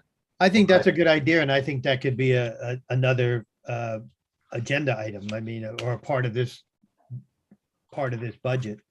For next year, the expenditure that we're talking about here is $1 million. It's not the whole amount of which was over $8 million, but for next budget it was 1 million for the planning and other parts of it to get started. So a way to think about that is that, you know, since you can't actually finance just the planning anyway. So I think it's kind of for right now, I mean, I'm happy to have you study anything you want to, but for right now, there isn't anything to finance. You know, if the question is later on when we actually approve building something, is when we could make. Correct. But we had talked about paying, yes. All right. Yes, sir. Just to be clear, the discussion about financing would be either in the long range financial forecast discussion or in out years when the time came to actually start making major outlays. But for next year, given the relatively small amount of money we're talking about in the context of our broader budget, I don't think we're quite at the space of financing something just yet. I don't think you could finance it at this. So you can't finance planning, you have to finance assets. Correct, I understand. okay. Chief, on the capital projects. Yes, sir. I'd like to just hear a little about the ambulances. We have 2 obsolete ambulances. Is that what you're saying? Replace 2? Yes, sir. Marcia, would you go back up to the capital slide, please? Okay. Oh, down one, please. Thank you. Yeah. Great. So currently we have 4 ambulances. 2 are gas on an E350 chassis. Those are reaching the end of their service life. That's a light duty chassis. It's less expensive. It's designed to essentially be consumable and be replaced much more frequently. We also have 2 medium duties, which are a larger diesel-based chassis with an extraordinarily rough ride. We have had prior to my time, but in not too distant past, had a history of on-the-job injuries as a result of that, and numerous complaints from residents who are being transported in the back because of the rough ride quality. We've explored a number of opportunities to retrofit those and have ultimately determined that that is not the right answer. Our gas engines our gas ambulances are coming to the end of their frontline service. Our proposal is to replace the two by reboxing, pulling the ambulance box off of the chassis and putting them on a new chassis. Oh. Reboxing, the box is still has plenty of service life in it. They can be reboxed several times. However, the chassis are worn out. An ambulance is not something we want to be operating with uncertain mechanical reliability. Replacing those ambulances, it's about time, and per the normal replacement schedule for the light duty gas chassis. Are you saying light duty gas? Are you saying we're going to some other alternative fuel? No, sir. It's gas versus diesel. Yes, sir. So can you really buy a Ford Ranger for $35,000 these days? Yes, sir. We're buying them on GSA pricing. It's gone up quite a bit, but we were buying 2,500 medium duties for under 30,000 2 years ago. Are they available? Yes, sir. It's slow, but the chip crisis is largely being resolved. We're ordering from the factory on GSA pricing, so it just takes 6 months to receive them. Okay. Chief, could you just go down this list? It sounds like we have questions, so could you just go, I hear ambulances. Can you go down the rest of the list? Yes, sir. So Station 41 obviously addressed ambulances. Second Type 6, our Type 3s are aging. They don't get a whole lot of mileage, but they are getting old. And there's a number of things that go along with old rigs that don't make sense. We got our first Type 6 as sort of an experiment. I've come up with the statement that what's old is new, because previously Type 4s, now Type 6s, were widely used to include here in the district before being supplanted by Type 3s around 2000 with sort of a move to heavier weight of attack. Given the variety and the nature of the wildland urban interface around us, I believe Type 6s are a better fit due to their agility and ability to get in on many of the smaller places such as trails that define the watershed and parklands that surround the developed portions of the district. So moving to a second Type 6 is a validation or verification that the one we got is to sort of try it out a couple of years ago, that worked, and we think that's a better fit. That would retire one of our older Type 3s, replace it with the Type 6. That would give us a first two wildland response of 3 Type 3s, 2 Type 6s, and our water tender. We continue to pursue grant funds for a smaller, lighter, more agile single rear axle water tender to accompany that attack. I think that's a good mix for us.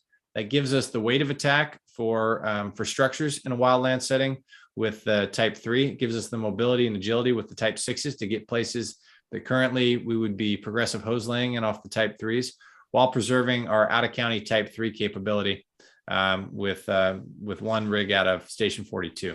That also is a Type 6 is significantly cheaper than a Type 3. So I think it's a twofer for us as far as a better fit and lower cost while updating the material. So Chief, sorry, sir. just on that. So, when we have send people off, to fight other people's fires, we get paid not only for the people and the overtime and all that, we get paid for the equipment, I believe. Yes, sir. Do we keep track of how much we get paid for each piece of equipment that we are sending out? And do we sort of associate that then with, for example, if we didn't send it, if it was out there a lot of the time and we got paid a lot of money for it, and it wears out faster, obviously, because it had to drive more and be used more and whatever. But, we're approving a capital expenditure as if we use it all. But in reality, other people are kind of renting it from us a lot of the time. And it seems to me we ought to keep an accounting that says, hey, by the way, in our money that we've received from the federal government or from the state or whoever happens to be paying it at the time, it seems to me we should keep track of how much of these things are being paid for by others. Yes, sir. We track by rig. The primary purpose for tracking by rig, it's not only expenses, but it's revenue. But the primary purpose of the tracking by rig is to identify trends having to do with maintenance, to really flag when a rig is starting to get beyond its service life. And because the business lines all converge and everything dumps into the same funding source, I agree with you that it is interesting to track what revenue a rig generates over time. However, I don't think it changes our business decisions as far as the replacement. No, but I'm just saying at the moment we kind of keep track of the revenue we get way up on the top line, and we never really flow it down to our capital assets. And so it makes it I think it makes it look like spending money on our capital assets is kind of all on us, when in reality, we're effectively making decisions for our future rental fleet to some extent too. Yes, sir. Oh, 100%, sir. And we're not alone in that. When you go out, particularly on the bigger fires in the later stages, you see things that predate Director Donner's time in the fire service showing up on scene. As people clear out the back lot in order to get some rigs there, particularly when the out-of-state resources start to show up. So it's certainly I agree with that, and we do track those. I'd be happy to start sharing more of that information to the directors with the rigs that go out of county, and that it sort of gets spread across the fleet, of course, as things move around. But with the rigs that come out of county, over time, our actual cost to buy and maintain them is significantly defrayed by the revenue generated by out of county deployments. Even more so, I would say that really culminates with the single resource vehicles, the utilities we've purchased. Those may very well be net zero by the time they end the reach of their service life with the revenue they've generated out of county. And all I'm saying is that theoretically should make our decision to make these future capital expenditures, we need them anyway, so it's not really that hard.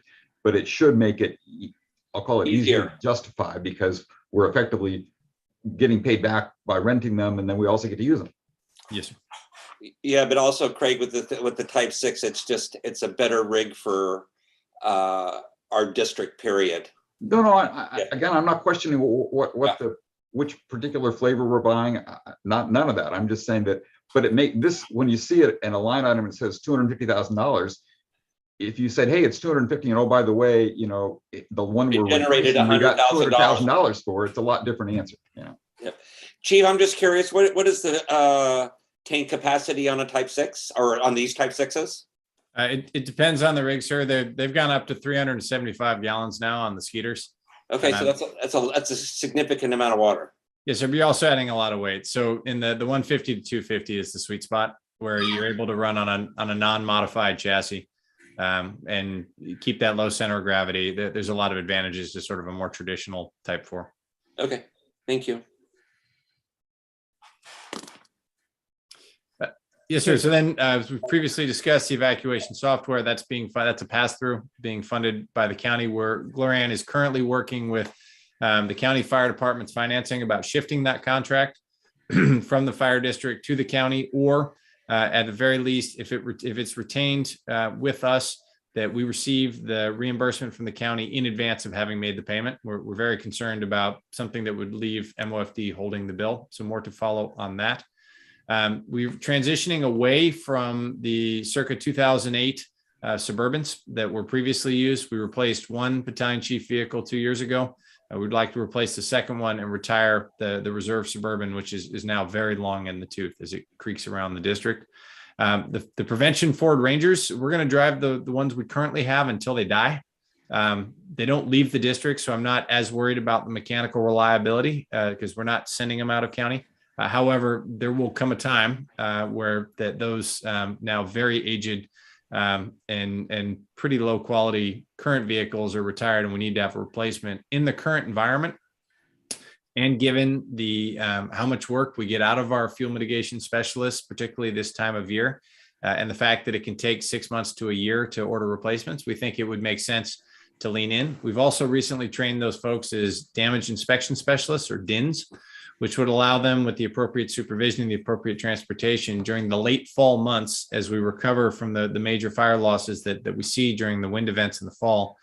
We do have the ability to deploy those folks with the appropriate supervision, which I think brings several really interesting opportunities to the table. One, in the context of the budget, it generates an opportunity for cost recovery and to generate a little bit of revenue. It also makes the fuel mitigation specialist more appealing because you now have a state recognized qualification and you've gotten to deploy on real fires.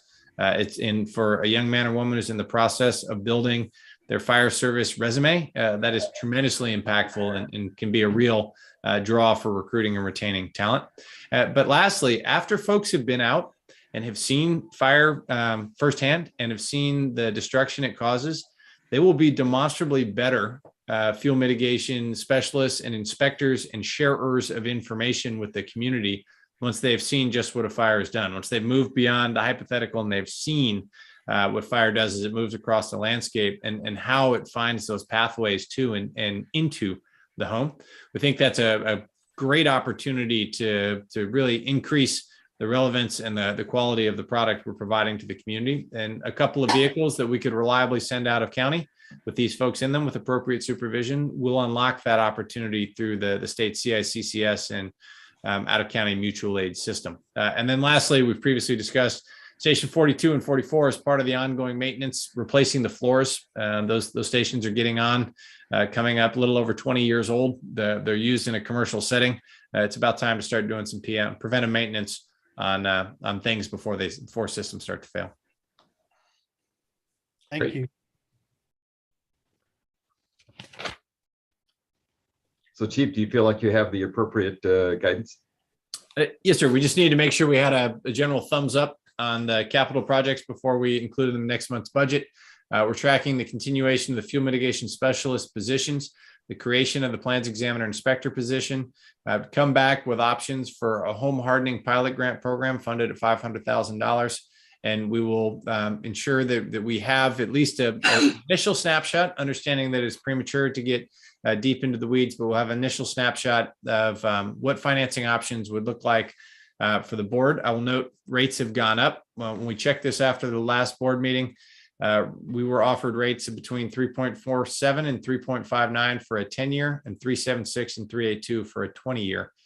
We presume those will go up over time, but we'll ensure there is additional information is provided to the board to inform the future discussion about what part of future capital expenditures associated with the Station 41 and administrative construction would be appropriate to finance.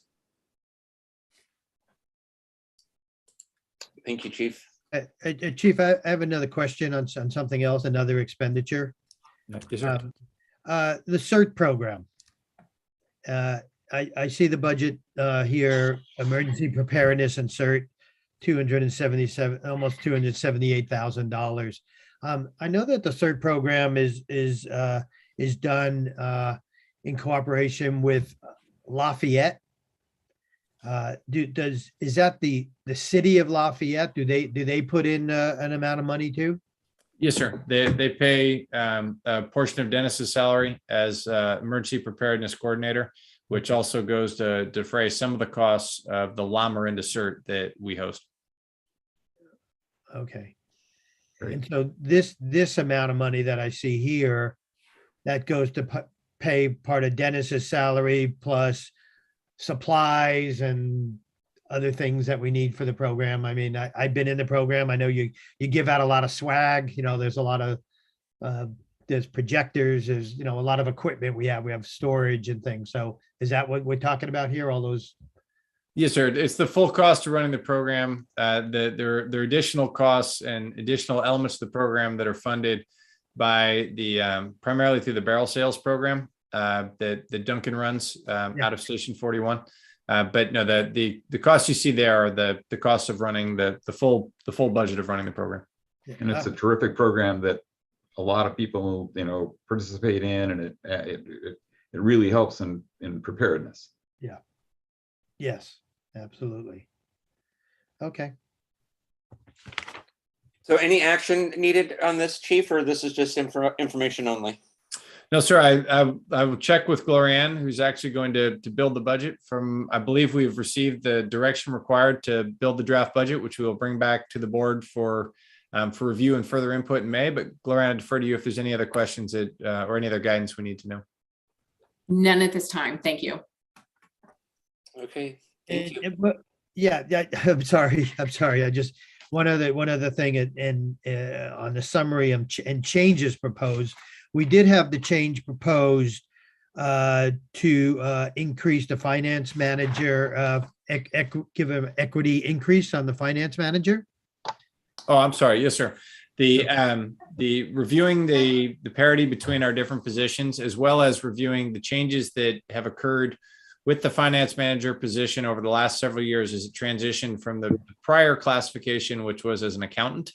We changed that to a finance manager approximately 2 years ago, right as COVID was beginning. We didn't change the salary, but we did change the position. The incumbent is performing as a manager. We reviewed the supervisory responsibilities, the educational requirements, and the parity with the other positions with similar supervisory and educational requirements, and determined that that position was significantly below the internal market, and recommend making the adjustment to achieve parity between the different manager positions. Is that going to be? So we're budgeting for that, but we're not literally approving that. Is that what you're saying? Or are we literally approving that? No, so it's the budget, and then there would be an adjustment to the salary schedule that would come back to the board. Yeah, just fine. That makes sense to me. Yeah. All right, thank you. Marcia, we have a hand raised. We do have one hand raised. Vincent Wells. Hello, Vince. Good evening. Everybody can hear me? Yes, sir. How you doing that? Hey, I just wanted to just request, I know there's a lot going on, and we've, you know, our local's been pretty busy with a lot of different things going on, especially, you know, coming out of this COVID deal. But it was kind of a practice for us to sit down and have an opportunity to talk about the budget prior to it being approved. I know that our contract has been settled, so through this particular budget cycle, we are in contract, but I would request a sit down with the fire chief and Glorianne and whoever else to just discuss the budget.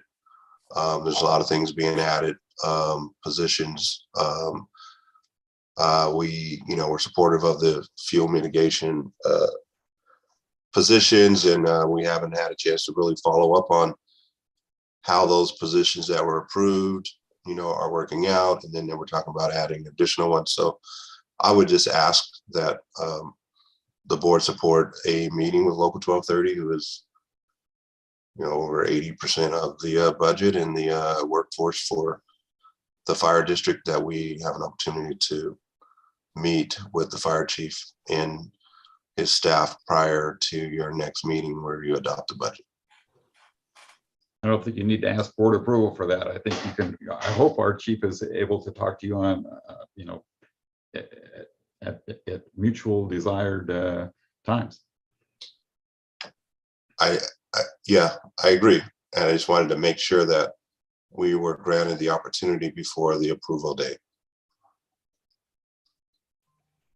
So Chief, could you make time? Do you have time? Could you meet with 12:30 before our next meeting?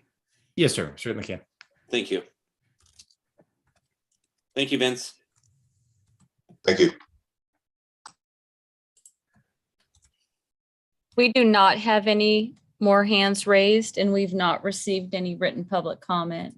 Okay, I will close public comment on item 10.3. President Donner? Yes, sir. I had one more item here I had flagged on mine. So as part of the budget, there's, you know, there's the summary pages, and then it's broken down by divisions, and for the board of directors, you know, there's one page, and it's actually on page, well, it's 10 or 291. It just talks about, you know, our purpose and our standard level of performance. And there's one item under goals and objectives for the fiscal year. And I think we've talked about this in previous years. I thought we made some changes, but I would just like, I plan on submitting to staff some additional goals and objectives for the fiscal year for the board of directors. And so I just want to let you know I'm going to do that. And if anyone else wants to take a look on the board of directors page for the budget, it's, you know, it doesn't really change any of the numbers or anything, but I'm going to submit some changes to our goals and objectives. So you might want to do that for the next meeting. Thank you, Director Danziger. Yeah.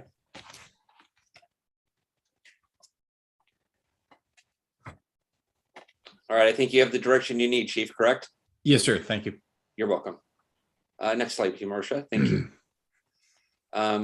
Agenda item 10.4, NIST Wildfire Technical Instruction 2205.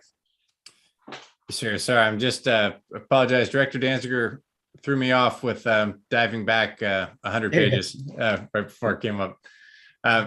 Good evening, directors. Last month, the National Institute for Science and Technology published their latest instruction with regard to wildfire. This one represents a significant advancement of the scientific understanding of the fire pathways that fire requires to spread within a community, and advances the understanding of the importance of structure separation distance, that is the distance between structures. This is a fundamental rethink of the potential for home-to-home transmission within a community, and a better understanding of how fire prevention and fire suppression plans should be aligned to the structure separation density in a community, whereby as a home or two ignite, the potential is created for the fire to transition from a vegetation-based spread to a structure-based spread. And structure-based spread is really interrupted by only one of two things. One is the passive measures, where we have removed the pathways in advance, or there is enough separation that both the radiant and convective heat from a involved structure does not ignite either the next structure or the horizontal fuel ladder that will allow fire to spread, or when that fire spread is disrupted by a fire suppression response. Those are the only two ways that can occur, as long as all other external factors such as wind and so forth are maintained. What this will recommend in time, of course, but will recommend a rethink of some of our large scale fire suppression plan for an incident like the Berkeley Hills, where we're bringing hundreds of engines in. And how are we going to address the structure to structure spread with fire suppression resources? It also will inform our future updates to the fire code as we review the new best practices and requirements coming out of state law. And we take a look at things such as the increasing the non-combustible zone and disrupting the horizontal fuel ladders in the form of fences and other portions of the built environment that can bring fire to a home. The recommendations start to look like no combustive fencing within 5 feet of a structure.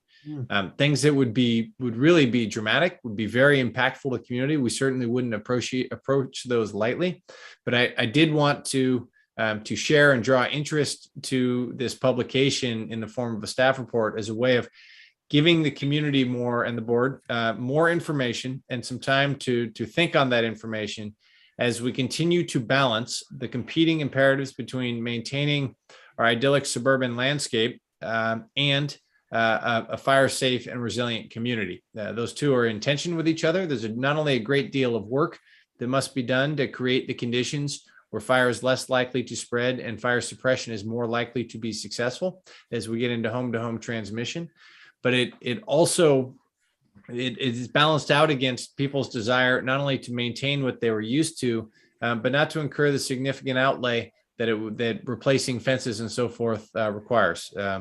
Replacing vents, replacing fences, replacing roofs, all part and parcel of the steps taken to create a fire resilient and defendable landscape.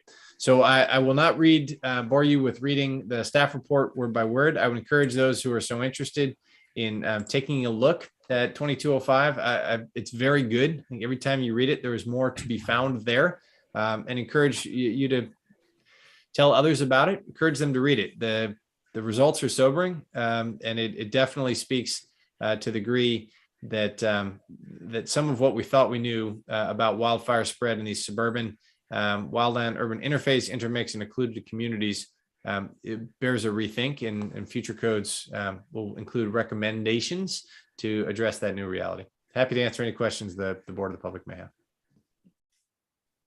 Thank you, Chief. Donner, or President Donner. Yes. Question.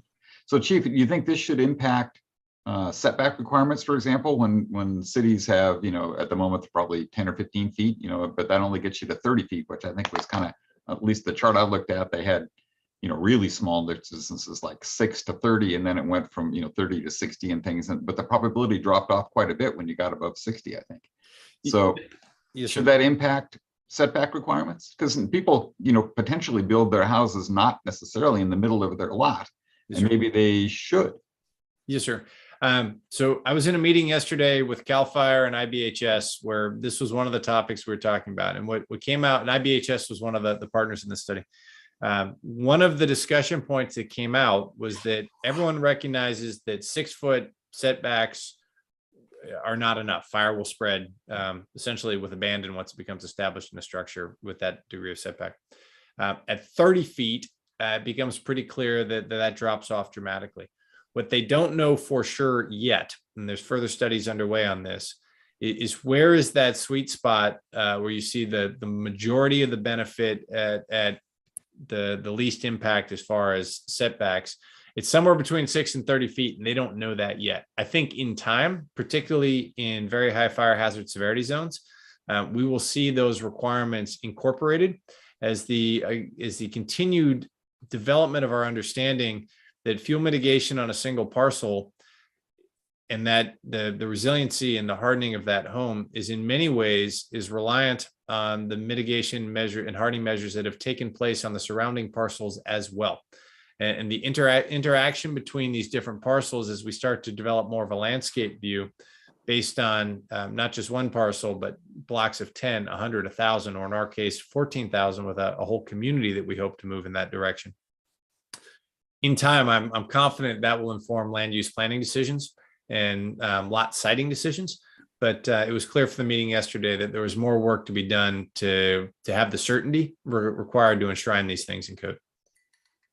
So does that impact, and I'm going to forget the name of the state thing that allowed you to split your lot and et cetera. Do they still have setback requirements even though you split your lot or not? No, sir. On SB9, as with, well, really, it's not specific to SB9, but SB9 allows the lot splits. And then currently, the code setbacks from lot lines have, especially with no windows, you can have 0 setbacks. So the code doesn't view the problem that way yet. I'm confident that it will in time, and studies such as this one will be the catalyst of that. It's coming. So I see at the end of this report that you said that the fire marshal is working with other jurisdictions in the county. Are we thinking that I mean the last fire code updates locally were pretty dramatic? Are we thinking there may be some additional changes coming down the pike next year as a result of this? Yeah, there will absolutely be recommendations for additional, more progressive measures. And what Fire Marshal Isaacs has done is convened a county-wide group of fire marshals representing every jurisdiction, or the fire code official representing every jurisdiction in the county. What they're in the process of completing now is the compilation of all of the fire codes to identify where there's alignment, where there's deviation, and where there's deviation, that group is involved in a robust and vibrant conversation regarding which of those things are essentially better and should be brought forward to be incorporated in a model regional code, which would be, there's a lot of advantages to that. There's a certainty. There is, we apply the same proposed, at least, fire safe standards across every jurisdiction in the county in the form of that model regional code. I think there's a lot of benefit to that. It's a monster task. The fire code is dense. And a lot of it carried over from many years ago. Some of it is poorly written. And he is in the process with his peers of wading through that to come up with a standard. This is what we are all doing now that we recommend. And here are the recommended regional updates in the form of a model code that every jurisdiction in the county should consider adopting during the next triennial fire code update cycle. Wow. Well, I bring that up because I belong to an organization, county-wide organization, and I actually do presentations on home hardening on my own, not part of MOFD, not as a director in another organization. And especially through Zoom, I've probably spoken to 2,000 to 3,000 people in the last 2 years over this. And the comment I get, because I often just use MOFD's fire code as an example of what we're doing here in our district. And I regularly get questions, especially from the central Contra Costa, meaning, Walnut Creek, Lafayette, Danville, Alamo, that central area is how come, you know, where we live is not up to the same standard as MOFD? And I get that all the time. And all I could say is talk to your board of supervisors or your local fire district. You know, I think especially certain parts of it in our most recent update, you know, removing the juniper by 2023 and the 2-foot setbacks, you know, the box, the 2 foot and 1 foot up. I mean, you know, I think we're alone in the county for a lot of those. And I think it would be great if more jurisdictions establish what we've been able to do here in our district. We're lucky we're I think independent. we'd all be safer. Aren't we lucky we're independent? Yeah. Yes. So thank you for keeping us abreast of this, Chief, and we'll look forward to hearing more. Yes, sir. I will open up public comment on item 10.4. Marcia, do we have any hands raised? We do. We have 2 hands raised. Mark, Hello? Hello, can you guys hear me? Yes, we can. All right, I'm out of bounds here. This is Mark McCullough, captain for MOFD. I was hoping to speak on the last one, but I was putting my kids to bed, so it's up to you guys as directors. Shut me down if you want to, and I'll wait till the next meeting and I'll bring it up then. What is this regarding, Mark? The last subject item, mostly capital projects. I just had a question about capital projects, not necessarily budget items, but capital projects as a whole. All right, go ahead. You guys were debating, or you guys were asking about ambulances, and you talked to the chief about ambulances. My question was, as a whole, where are we going with the ambulances, and has that been thought of in, since this is supposed to fit into the long range financial plan? Has that been thought of? Because if you look around, and I'm not just talking Contra Costa County, I'm talking everywhere, we are the last, I guess you can call Mohicans, that are still paying firefighters, captains, engineers to staff ambulances. And maybe there's a science behind that I'm not aware of. I don't know, that's your guys' job. I'm just looking at the world around us and asking, has that been thought of before you're purchasing 2 more ambulances to go in our fleet for a, I guess, business sense that everybody else seems to be moving away from? That's it. Thank you very much for your time. Thank you for your comment, Mark. Marcia, we have one more hand raised. we do. Jonathan Goodwin. Jonathan, are you there? Yeah, I'm here. I hope you can hear me. My internet I'm hearing only portions of you guys, but hopefully you can hear me. We can hear you.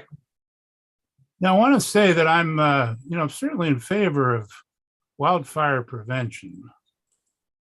At the same time, I'm in favor of proportionality. And I hope that somebody else is. There's never been a problem with structure to structure transmission of fire in this area.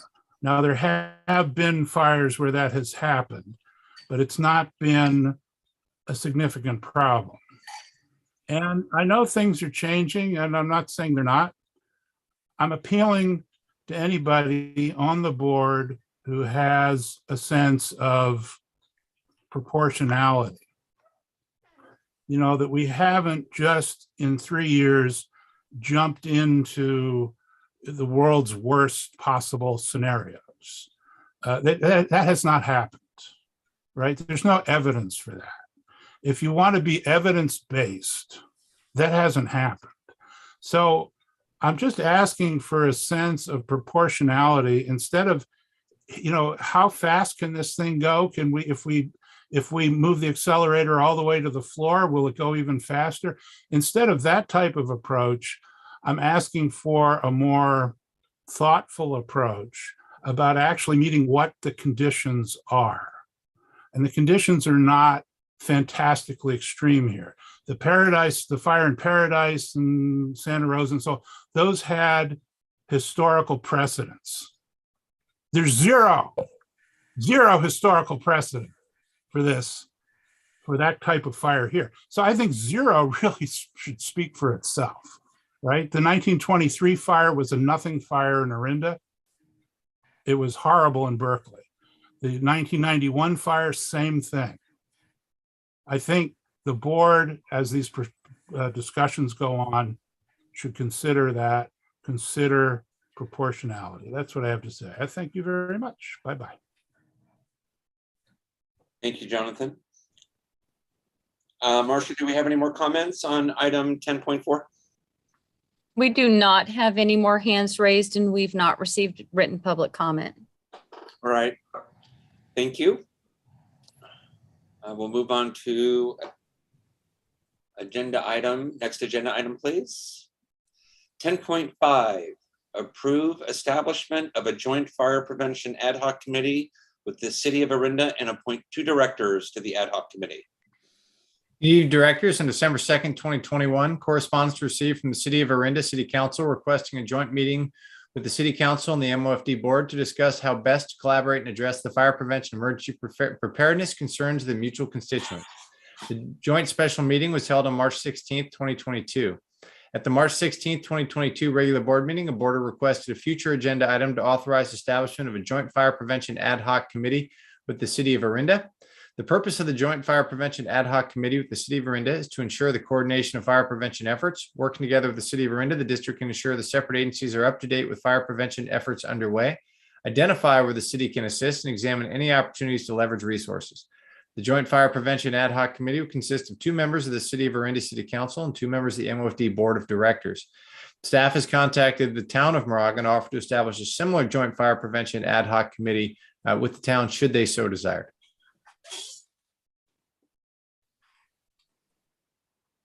All right, any comments or volunteers from directors? Well, this Director Danziger, there's 3 of us who represent, I only represent part of Arinda, and there's only 3 of us who represent part of Arinda, so I think that the 2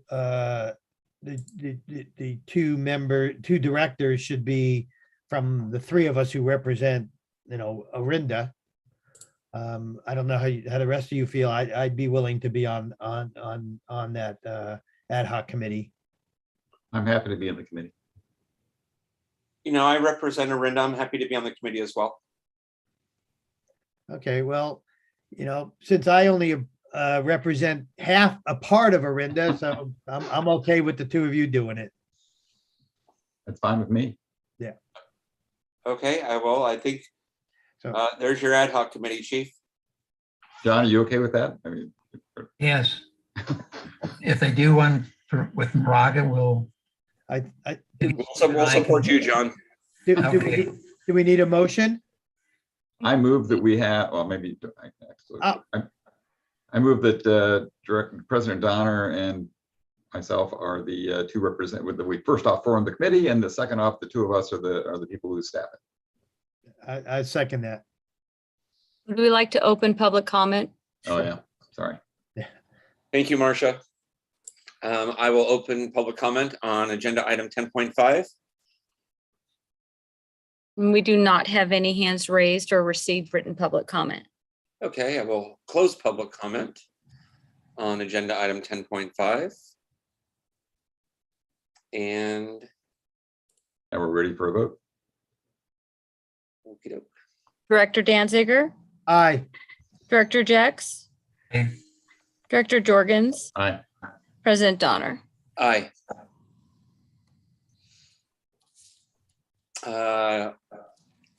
Agenda item 10.6, update fire risk reduction community application, Board of Forestry and Fire Protection. Good evening, directors. The next item in front of you is just an update on the fire risk reduction community application that we submitted to the California Board of Forestry and Fire Protection. In 2018, the California State Legislature passed Senate Bill 901, adding section 4290.1 to the Public Resource Code, creating a requirement for the Board of Forestry to develop and maintain a list of fire risk reduction communities. The list represents local agencies located in state responsibility areas or in local responsibility areas with very high fire hazard severity zones as designated by Government Code 51178. And these agencies that meet best practices for local fire planning. Senate Bill 901 identified 3 criteria for the Board of Forestry to consider when creating the list. You have those 3 criteria in your staff report. And then in 2019, Assembly Bill 1823 was passed, adding additional language and criteria that the Board of Forestry must consider when creating this fire risk reduction community list. Those are also attached in your staff report. In January 2022, staff participated in a webinar held by the Board of Forestry detailing the fire risk reduction community list application process. This was something new that the board had created as directed by the legislation. It was open for a very short period of time. It closed on April 1st, and it won't open for an additional 2 years. The Board of Forestry explained the use of the process, how they were going to create the local agencies meeting or exceeding the state's minimum fire safety regulations. Local agencies that are added to this list should receive notification in June. It will also add a couple points to any future grant applications that if we are selected, we would get 2 additional points in the grant application process for CAL FIRE grants. On March 28th, we did submit our application to the Board of Forestry for their consideration. As part of the application, we submitted our CWPP, our lines of effort from our wildfire mitigation plan, our notice of exemption, our ordinances that show that we're more restrictive than the state's minimum standards. Be happy to answer any questions that the board may have.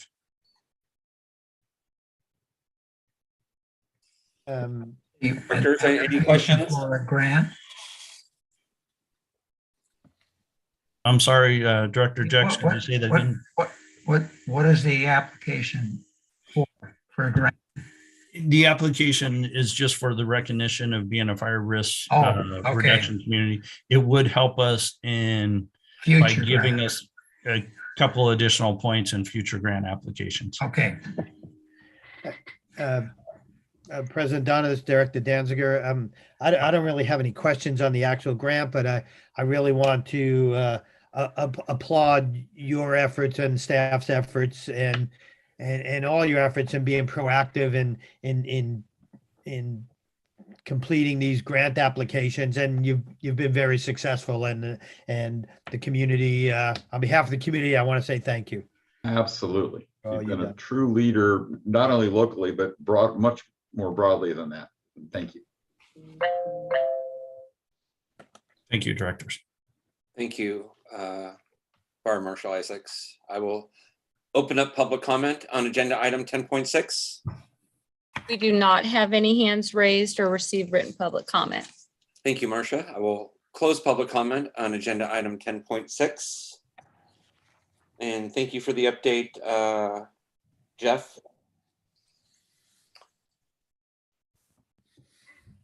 Next. Agenda item 10.7, adopt resolution 22-11, a resolution of the Board of Directors of the Moraga-Orinda Fire Protection District of Contra Costa County, recognizing the J&J Ranch as a shelter-in-place community. Good evening, directors. This may look familiar to you from last month, and I apologize. The electronic version currently available corrects a typo on the second page where Wilder HOA carried over where it should have stated J&J Ranch. I apologize for that error. The the substance of the staff report carries over from last month. And in summary, February 22, the California Department of Insurance published a Safer from Wildfires framework that identify the steps that are listed below that are ways that a community can reduce its potential for wildfire loss. It pointed out that there are a number of carriers who provide insurance discounts for participation in the FireWise program. As mentioned before, we have close to 30 within the district, and we continue to see more become organized and move into the program. But it also identified the Shelter-in-Place Community Program, which heretofore was a little-known program specific to the city of Rancho Santa Fe. Fire Marshal Isaacs and others on the staff reached out to the Rancho Santa Fe staff, learned more about what they had done to achieve that designation. We spoke with CDI and confirmed that this, in fact, was a program that did not have a specific state designation. Therefore, any local fire district could establish a shelter-in-place community, assuming it met the fire-resistant characteristics that are present in Rancho Santa Fe, Wilder, and J&J Ranch. It is tremendously unlikely that that these could have widespread adoption within the community because it does require a post-2008 ember-resistant construction and maintenance of those features. However, both of these communities have those features, and therefore we thought it would be in the interest of both the fire district and the community to be recognized as a shelter-in-place community, and the HOA in the case of Wilder and the developer in the case of J&J worked with us to develop the proposal that the board has it before it. And we recommend you adopt resolution 2211, recognizing J&J Ranch as our second shelter-in-place community. Great idea. Thank you, Chief. I will open up public comment on agenda item 10.7. We do not have any hands raised or written public comment. Thank you, Marcia. I will close public comment. I move that we approve the adoption of resolution 22-11. I get that. Thank you. Marcia, can we get a vote, please? Director Danziger, Aye.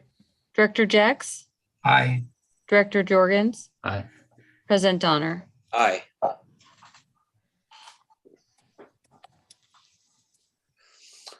Uh, 10.8, update on the East Bay Hills Wildfire Prevention and Vegetation Management Joint Powers Agency. Good evening, directors. Over the last 2 years, a group of East Bay residents have advocated for the creation of a regional joint powers authority to address the issue of wildfire prevention and safety. A similar effort resulted in the creation of the Rinda Wildfire Prevention Authority in 2020. More information is available at the Marin Wildfire website that's linked below. A series of meetings have been held to discuss the proposal with participation from elected officials, the public, and staff. The most recent meeting on April 1st, 2022 resulted in a proposal to send a letter to the 9-member agencies of the Hills Emergency Forum requesting 3 key tenets. That the Hills Emergency Forum expand its membership to any East Bay agency with an interest in wildfire prevention. That the expanded HEF continue to have monthly staff-only meetings focused on work that needs to happen and be coordinated. And the HEF agencies consider incorporating a meeting or governing board of elected officials from the member organizations. HEF was formed following the tunnel fire in 1991, and MOFD has been a member in good standing since 2004.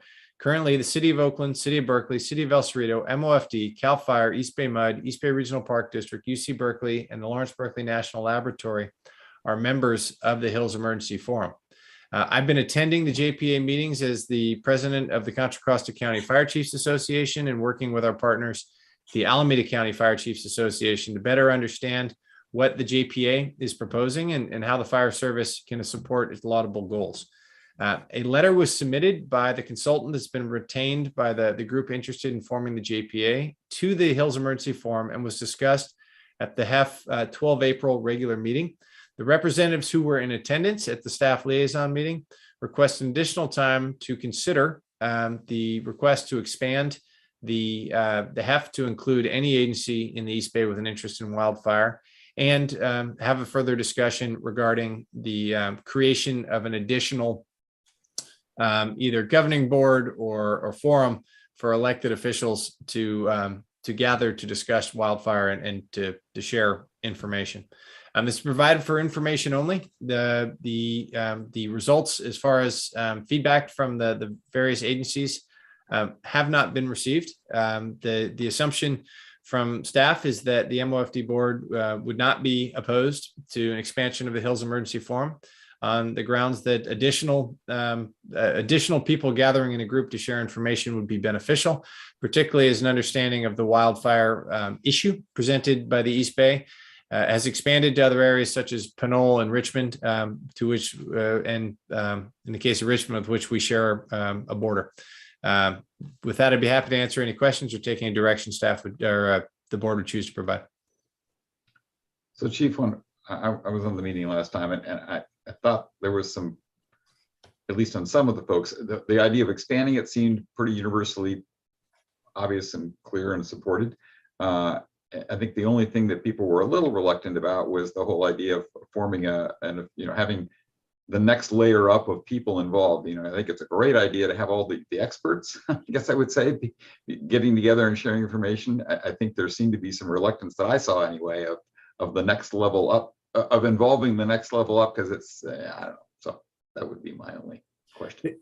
Yes, sir. And there certainly was a discussion both at the JPA meeting and at the HEF meeting that were there to be an appetite for creating either a forum or a board or a gathering for elected officials that would require some resourcing, as those elected officials are likely to have ideas that require staff work to run down. So I don't know what the final result will be. There was definitely some trepidation amongst the current HEF members, even regarding expansion, as the sense amongst the participants is that the current model works, and there was question about whether or not expansion would continue to serve the public interest as it was felt it has since the late 90s.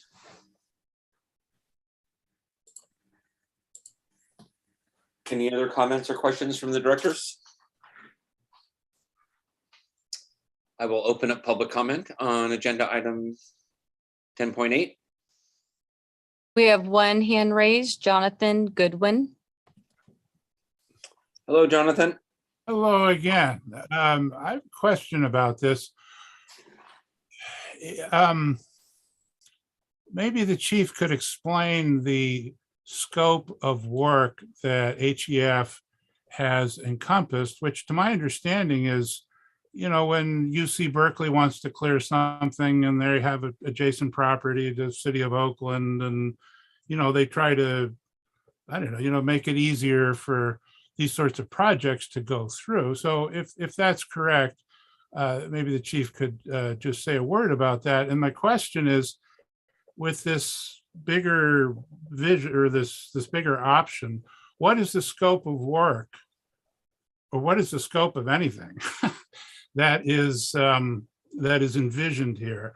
And I actually have a second question to this, and that is, heretofore HEF has been very, very deliberate about excluding any public participation, public meaning somebody who doesn't work for an agency. And I'm wondering if, because this is being pushed by public people, if that element is also in play. Thank you. So from the top, the Hills Emergency Forum exists to share information and support the coordination of work in adjacent parcels, or that benefits all. HEF largely exists to share information in the current environment. The members gather, the members give an update on things they are doing, and that information is shared amongst the participating agencies. There's an annual media day that the HEF staff singular, organizes, and pre-COVID there was an annual breakfast at the end of the year and the production of the annual report, and that's it. HEF has neither the mandate nor the resources to actually conduct work or distribute funds or grants or people or anything like that. The discussion of what the mandate of the new or expanded would be is to be defined, and I think that's predicated on a positive response from the HEF that the member agencies were open to an expansion before really what the expanded scope would be is resolved or refined. And then it was specifically addressed during the JPA meetings that meetings, particularly those meetings that involved elected officials, would be assumed to be open to the public. Certainly that would require more review and discussion, but that was specifically addressed as one of the conditions that the folks, the members of the JPA organizing group we're advocating should be included in any expansion of the Hills Emergency Forum to include elected officials.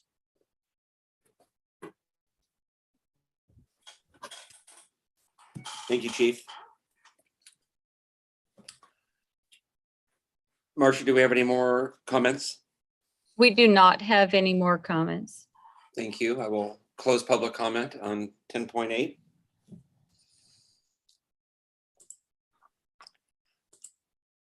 Anything else from any of the directors? No. Thank you. 10.9. Adopt resolution number 22-12, adopting amendment 5 to employment agreement between Moraga-Orinda District and David Winokur. Good evening. Director's turning on my screen. So this is a proposed amendment to Chief Winokur's contract. The Government Code Section 54953C3 requires that I read out the major economic terms of the agreement, so I will do so now. This is an amendment of the contract with Chief Winokur. It extends his contract for 2 years, which is to say, because he had 1 year left on his contract, essentially 3 years from January 22, or December, I should say, 21.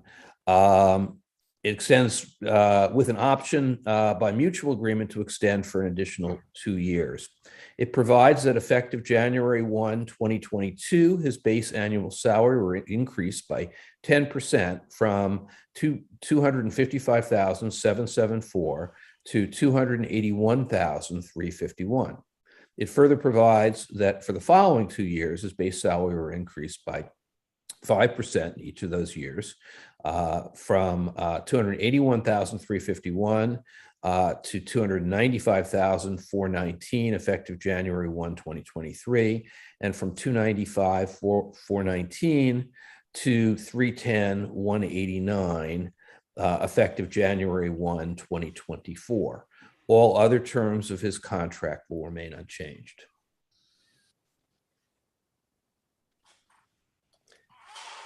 Thank you. President Dono, this is Director Danziger. Yes, go ahead. You and myself were on the subcommittee that met with Chief Winokur. And I think that at least us on the subcommittee, and I believe the other directors are in agreement that at least I'll speak for myself, is that Chief Winokur, from my perspective, has exceeded expectations in his performance of his duties. I also feel that in the time that the chief has been here, that our community is safer. There's been an increased emphasis on fire prevention, and just driving around, especially our evacuation routes of Moraga Way, Moraga Road, and other streets. I think there's a sense that things have changed here. Chief Winokur can be credited, it's not him, he has staff assisting, but in the last 2 years, over $10 million in grants have been brought into the district for shaded fuel breaks. That's going to result in approximately $1 million coming to MOFD from administrative fee. And I just think overall, the chief's vision and the efforts have been extraordinary. And I think we all support him. I think the community is extremely supportive, and we're fortunate to have him guiding us. And the final thing I would say, that when we looked at it, the salary of the chief was generally average compared to other chiefs in the area, and I think this brings him more in line with where his salary should be. And And just, as a elected representative and of the community, and I think I represent the community. I'm just going to say thank you, Chief, for all your efforts, and I think this is a well-deserved contract. That's Thanks, all I sir. have to say. Yep. So, President Hunter? Go ahead, Director Jorgens. I would certainly echo all of those things. I would say, was it 4-ish years ago when we hired the chief? He has been probably the best hiring decision that I was ever involved in. As far as exceeding expectations, but more than just exceeding. Everybody had expectations about sort of how he would manage the existing operation, but our district, much like other districts around us at the moment, even didn't have a fire prevention program back then. And he has come in and sort of single-handedly, led the charge on that. He's not only been involved in our local district, he's been involved in the county. He's worked with, Caltrans to encourage them to do their work and leverage things to get them to do their work. He's working at the state level. He's worked with new technology. He's done a lot of things that are completely breaking new ground and doing things and making MOFD the leader in the state on doing these things. And as the shining example of how to do things well. I think when he was hired, he said he wanted to have, sort of district management 2.0. How are we going to make MOFD excellent and a leader in not only what we do, what we had historically been doing and doing an excellent job of that, but also doing all the prevention work. So I am, and he's completely changed the character of the community, the awareness of the issues in the community, and is doing an amazing job. So I am very supportive of this contract. And again, like you, I want to thank the chief for doing an excellent job. You've been a pleasure to work with, and I would look forward to having that opportunity in the future. Thanks, sir. I would just echo the same comment. I think the very best decision I ever participated in was hiring Chief Winokur, because he has really changed everything that's important to bring about building a safe community. And looking forward, I think we'll do even a greater job. So I'm very supportive of the contract.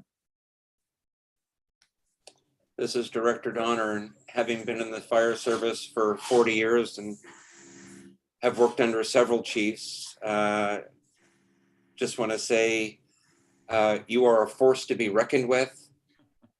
We are glad to have you, and we're lucky to have you. And you've just done an amazing job here in the community, period. Thank you. Thank you for your service. Thank you for your service to us and to your country. Thanks, sir. I will open up public comment on item 10.9. We have 2 hands raised. Jonathan Goodwin. Hello, Jonathan. Well, hello again. I certainly understand the board members' sentiment about this decision. I just want to note that this fire district typically, well, I just say my concern is about what happens after this chief leaves, and the precedent is set for a rather high salary. And I'm hoping that the board can do what it wishes to do here, somehow negotiating that, understanding that the district may just not be able to afford very well, particularly in harder times, more than the average salary. So I don't know how you can balance that, but I would ask you to consider that. Thank you. I would like to comment on that. When Chief Winokur was brought in, he was actually brought in significantly below the salary of the person he replaced.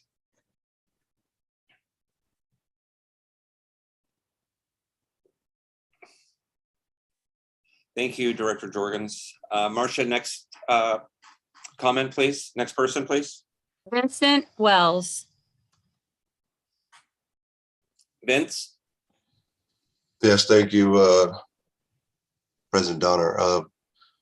This is for me. I mean, I have a great working relationship with Chief Winokur, and I do agree with the comments. Having the opportunity as the union president since 2008 and representing fire chiefs in 6 different agencies, and I've seen them all come and go. So I've probably seen 4 at least in each of those agencies.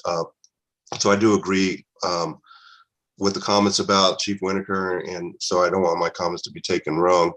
But the concern I have is that the Moraga-Orinda Fire District, the funding level, the service level that that is often touted as higher than most, that the board, during our last contract and previous contracts, doesn't look at the firefighters in the same light as all the very high regard that you hold to the fire chief and the work that he's done, that I think our members deserve the same level of praise and also appreciation, and their pay should be at a level where this Chief Winokur's gonna be one of the highest paid fire chiefs in Contra Costa County, and our firefighters are in the middle. So I just wanted to make those points, but like I said, it's not a knock at all on the work that Chief Winokur's done. Thank you. Thank you, Vince. Do we have any more hands raised, Marcia? We do not have any more hands raised. All right, I will close public comment on agenda item 10.9. President Donna, I'd like to make a motion Yes. that we adopt resolution 22-12. I'll second that. Marcia, Enthusiastically. Director Danziger, Aye. Director Jex, Aye. Director Jorgens, Aye. President Donner. Aye. Congratulations, Chief. Thanks, sir. Committee reports, 11.1, Audit Committee. I'd like to just say the audit committee did meet. Steve and I met with the auditors and with the staff earlier, I guess this was last week.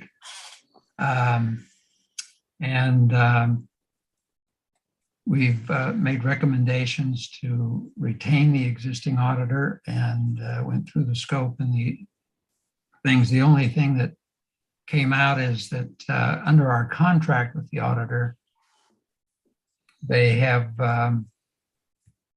gave us a 3-year contract for this is the last year in the contract for an amount lower than what probably we should be paying. In the discussion with the auditor,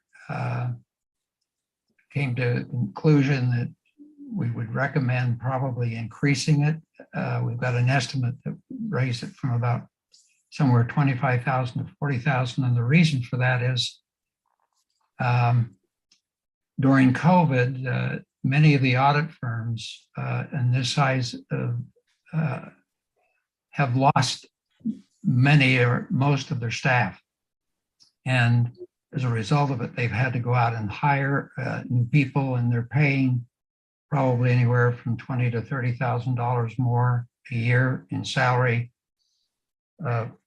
for these people. And so we asked the auditor to give us a recommendation in terms of what it would cost.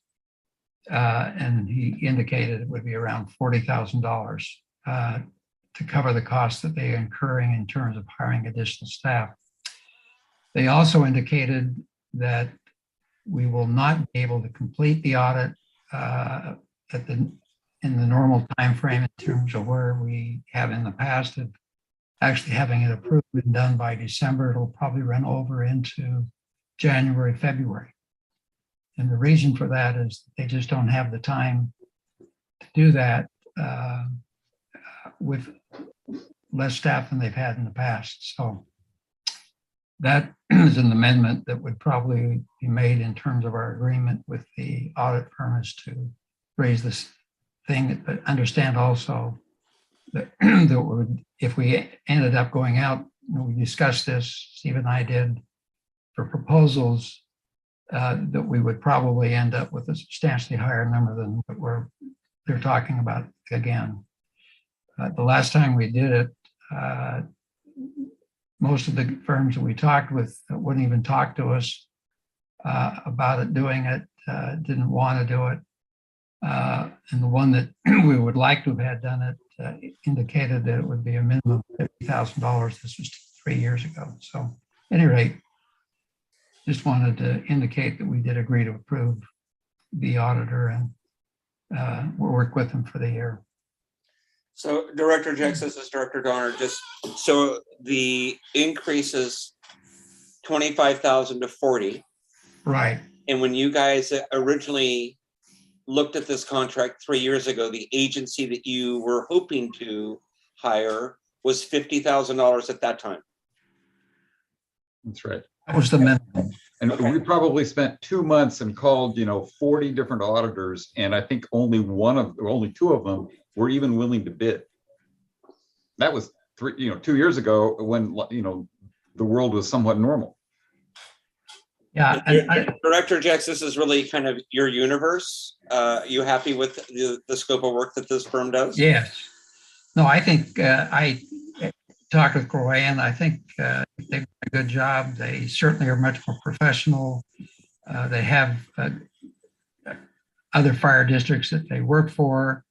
I think the work that they've done and by basically making the offer that they didn't demand it, they would have agreed to proceed and do it. But at the same time, what we hopefully will be better service in terms of timing by prioritizing, so that at least that we're willing to raise the rate, we'll get it done hopefully sooner. So at any rate, yes, I'm satisfied.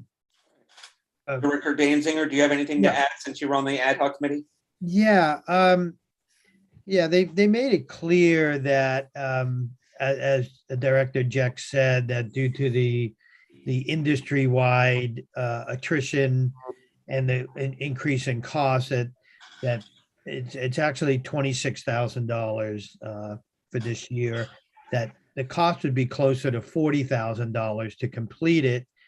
Plus, they can't get it to us till the end of the year or January.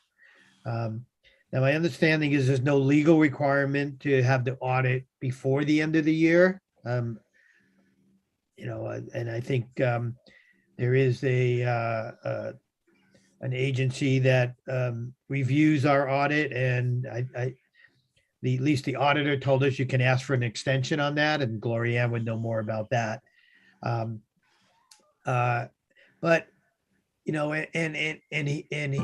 did indicate that it would be around $40,000, and the contract that they presently have with us, there's an out for the auditor to just say we can't do your audit, just to walk away. There's no penalty. There's nothing we can hold them to. It's kind of a strange contract to me, but so there's nothing that really holds them to doing it. I would say, just hearing what Director Jex said and Director Jorgens, who were involved in the contract the last time, that, maybe we don't say, okay, how much is it going to cost us, and just agree. Maybe we put out a number. Maybe we tell, he said, I think they said around 40,000. Maybe we can, we can afford some increase in our budget, but maybe we just say, instead of letting them just dictate it, maybe we can come back at them and say the board would agree to 35,000. Can you do it for 35,000? If that's something the board wants to go. I don't know that I just want to keep it open and just let them dictate to us how much we're to pay them and to get an audit done. I agree that it's probably not going to work to put out a new RFP at this time. And so I think the issues are, what do we want to do about cost? Do we want to come back with a counter to them? And is the board okay with receiving our audit in January or even in February? I don't know what the ramifications of that would be. I'd have to hear from staff on that. Let me just give you a little bit of background.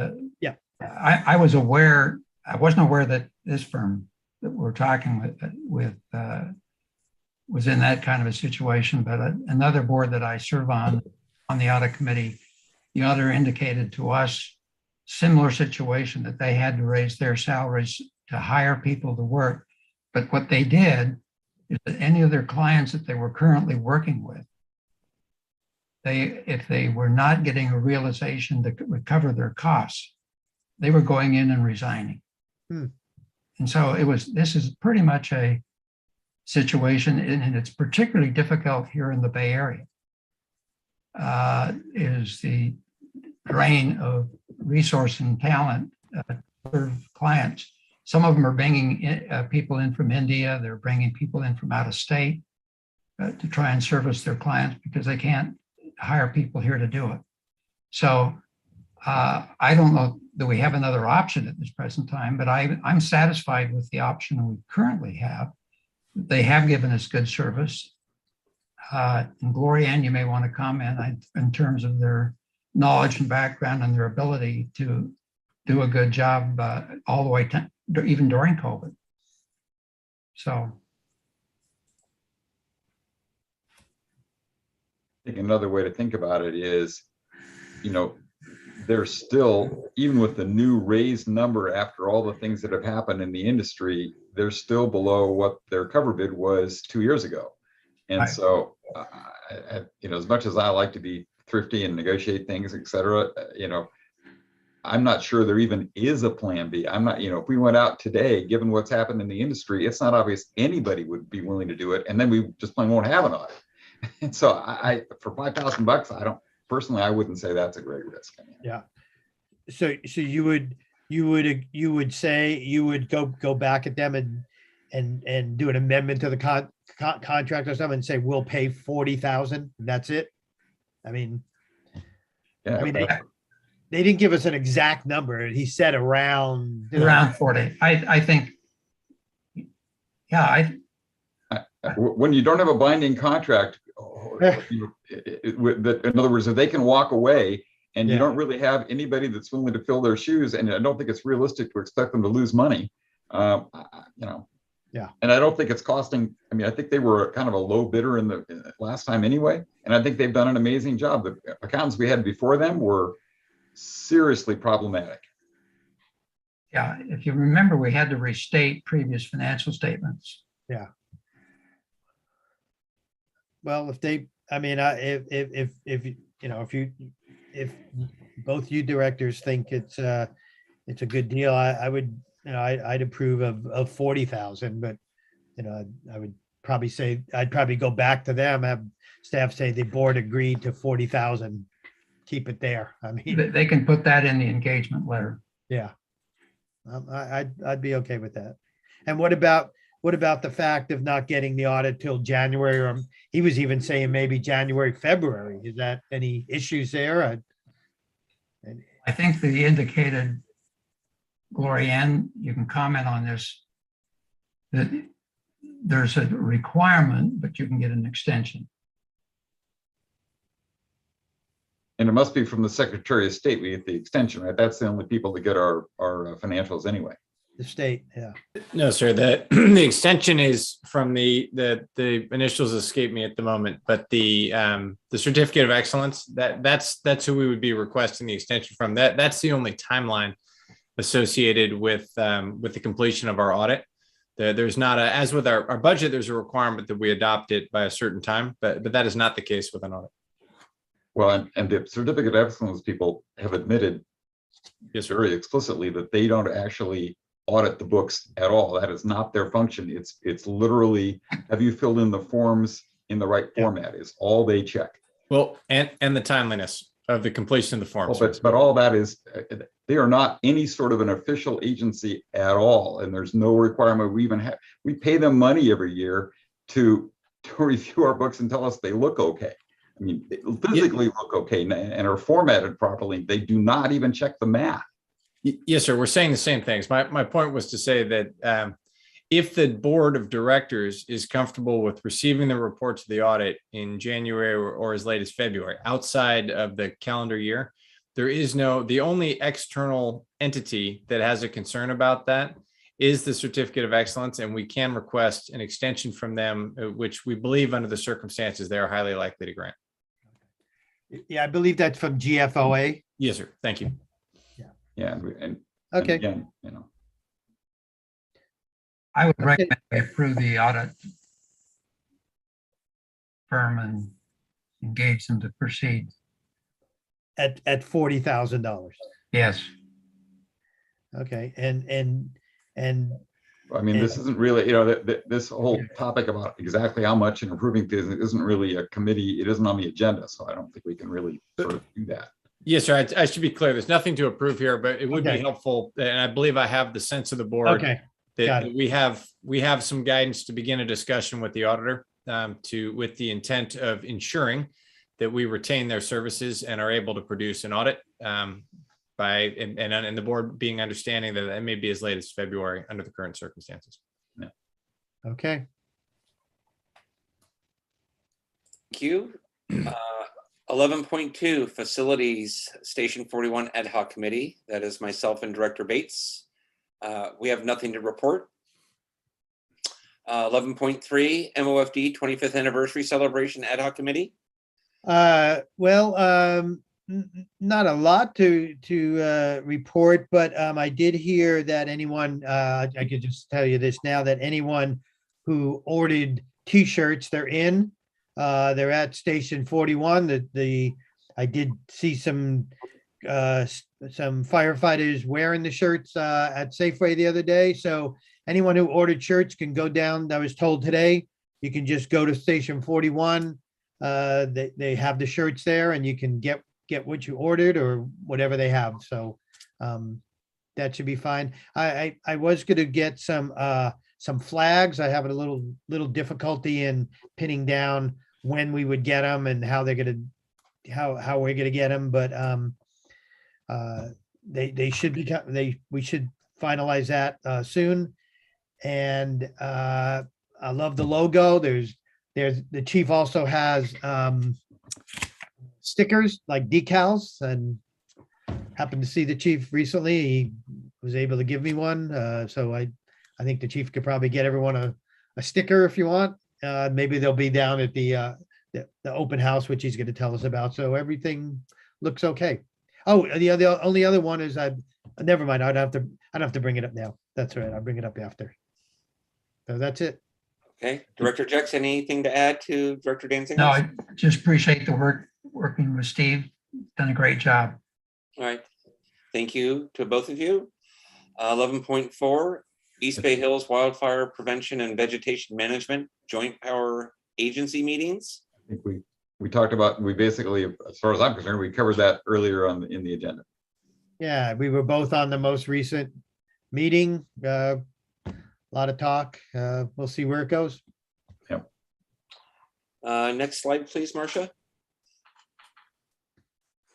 Thank you. I'll open up public comment on agenda items 11.1 through 11.4.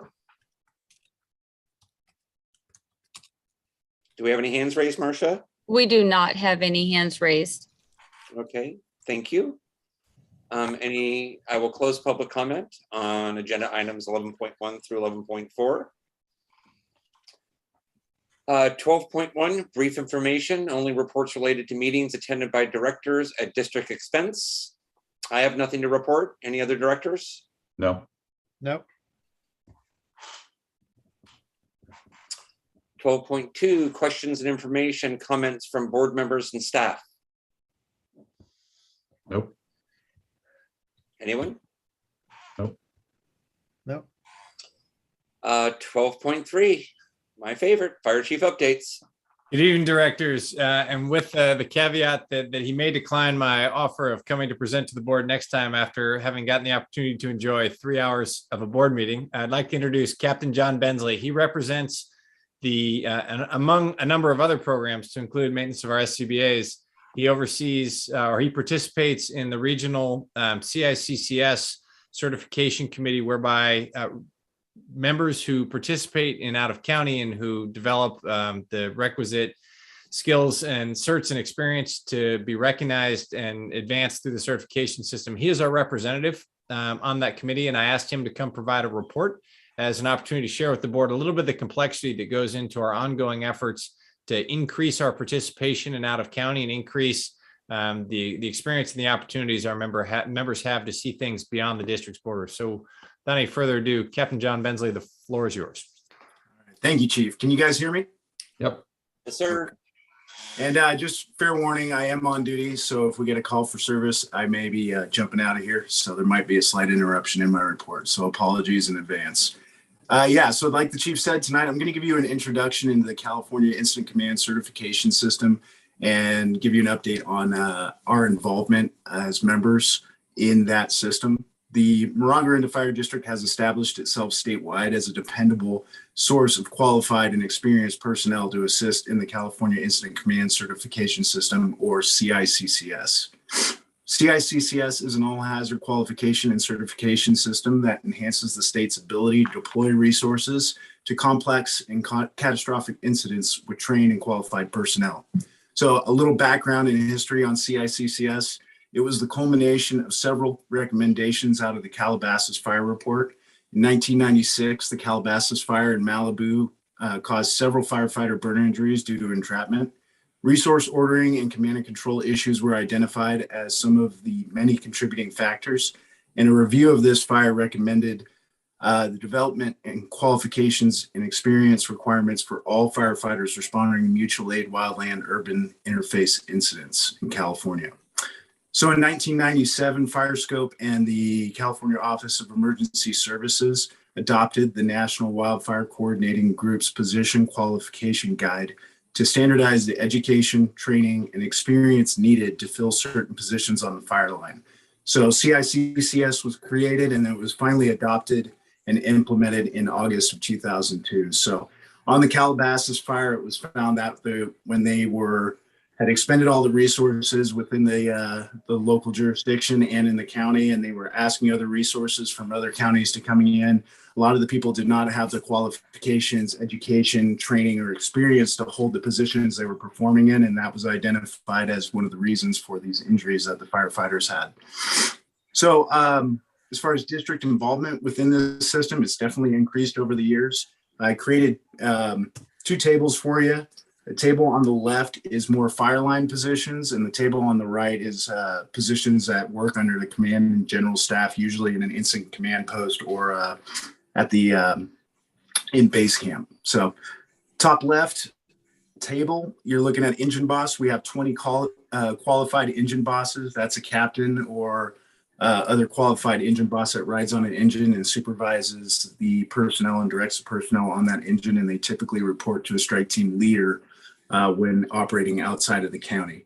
Now that 20 personnel qualified, out of that 20, it should be noted that 15 are captains. If you're a captain in our district, it is required that you are qualified as an engine boss.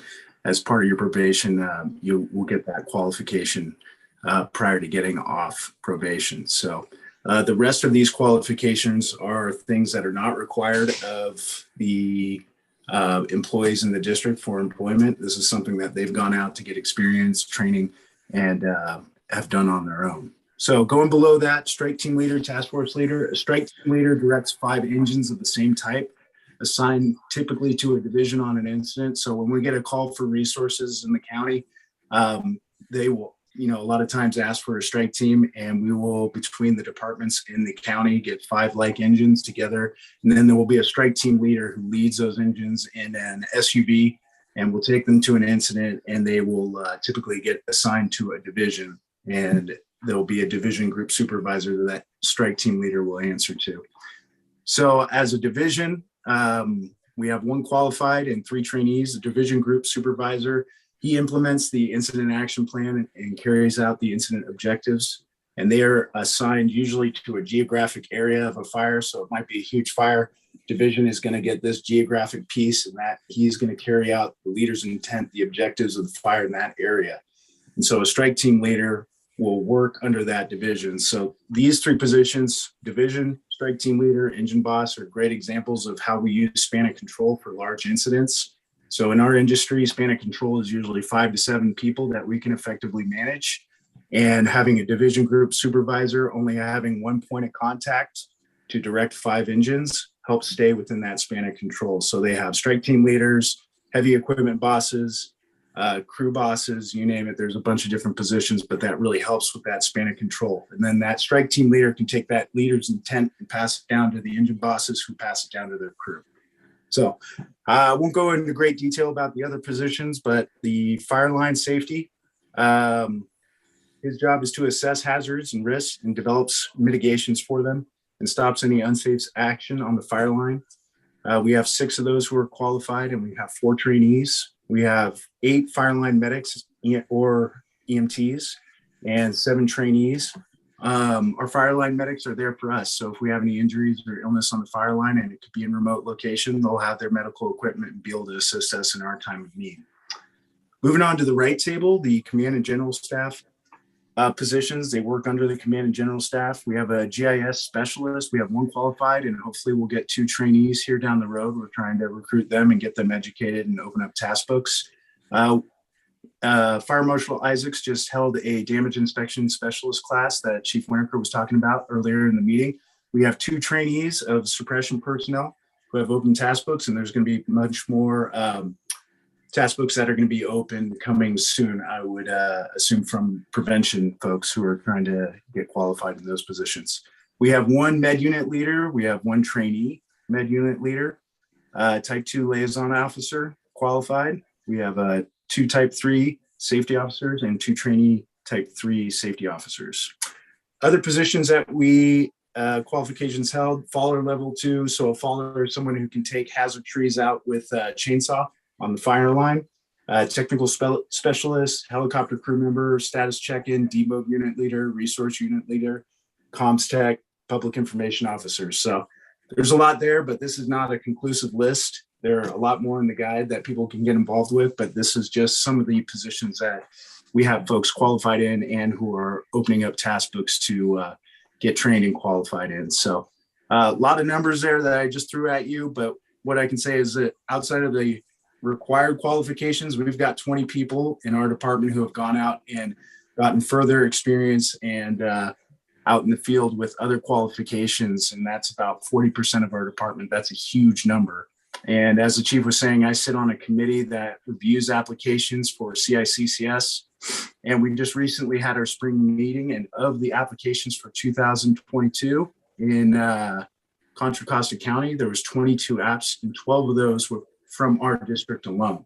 Wow. So, that's a huge number. We're over half the applications for all the firefighters in the county are coming from our department. And so that's a testament to the culture in this department. I believe that the culture really pushes for mentorship. There's people who came before me that got out in the system and really brought me under their wing to show me the complexity of the process and opening up task books and how to get qualified and meeting the right people. And that has trickled down through the whole department. And those relationships are super important because you can kind of think of California as one department with the fire problem that we're facing. And we go out there and we're a known name out there. We have a brand. You talk to any incident command team, they know who Moraga-Orinda Fire District is. And there'll be a day where we're going to need them, and they're going to be here, and we're going to be working hand in hand and a part of that team to mitigate whatever problem we're facing locally. So it's important. That's, basically pending any questions or additional comments from the chief. That's my CICCS report. And if there's any questions from you, I'd be happy to answer them. Thank you for a great report, Captain Bensley. Great job. Hey, That's Captain, great. Thank you. Captain, this is Director Danziger. So some of the people, the actual people like yourself, you may be qualified for multiple positions, right? I mean, Correct. Yeah. So of those 20 people in the department who are involved, some of them may have 3 or 4 qualifications. So right. Okay. for myself, I'm a line medic. I'm a safety officer, and I have a task book open for strike team leader currently. Okay. And you know, this is great. I mean, hearing how many people are involved in incident command, I mean, it reflects very positively on our district and the commitment of our firefighters, but also it helps our community. And you know, I think it reflects well on having so many people qualified who work here on duty here in case we have an incident right here at any time. So I think our community as a whole should feel good about this and providing the opportunity for you all to get trained and become qualified to do this. So thank you for all you do. Thank you. Yes, thank you. This is Director Jex. Just a question. How does someone in the department, is it a volunteer request coming from them, or are they selected and asked or invited to participate? Yeah, no, it's voluntary. So we have information sheets and all the information available to go through the process of opening up a task book, becoming a trainee, and how to do that. And we have a committee at the district level that helps people through that process. And then it comes up to my level at the county, where we can take those applications that we're responsible for reviewing. We call it 300 level. And then we can review those. But yeah, we educate our folks on how to go through that process. And like I said, it's been great leadership from the top down and the bottom up on really trying to get trainees out. And it's a culture of mentorship here that's been really successful. Oh, congratulations. Yeah, thank you, sir. Great report, Captain Medley. Thank you very much. Appreciate you sticking with us. Next will be up finance report. Before we go, hey Chief, I have one question. Sir. I know you've talked about getting your book signed off and everything. Where do you fit in this whole structure here? Anywhere, or is it you're beyond what I'm seeing here? No, I'm far from beyond what's on this. No, sir. I'm a strike team leader. I'm a division supervisor.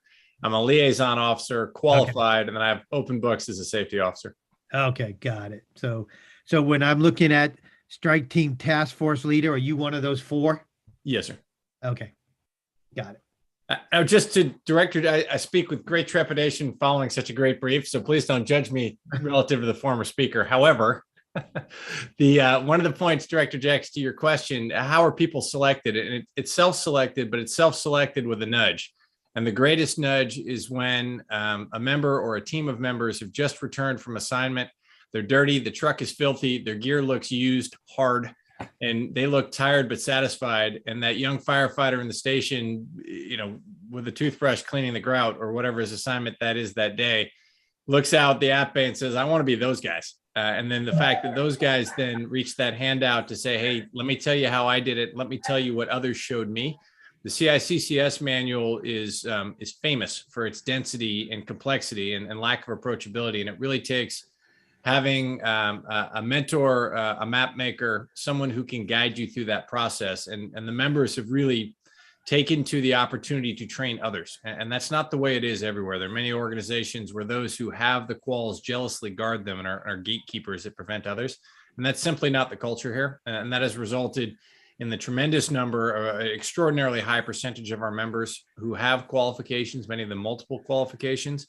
And we see an additive value as these folks go out and the patch starts to mean something on different incidents, and incidents start to ask for some of our folks by name, but then have an opportunity to bring a trainee. So this is a tremendously good news story. Captain Bensley and many others are doing the hard work of making this a long-term thing, making this part of our culture, and navigating and helping others to navigate through the really complex Byzantine process that it takes to achieve these qualifications. I will tell you, as a captain in Alameda County, CICCS was unapproachable and dense and just not something I believed I would ever be able to do because there was no one to show me the way and I didn't know where to start. I contrast that with the environment here where we have brand new members who are being encouraged to start and are getting out to see the world beyond the district's boundaries, both to bring back experiences, to bring back relationships, and to really refresh and renew their view of the landscape based on the things they saw on these massive campaign historic fires that our members are assigned to throughout the state.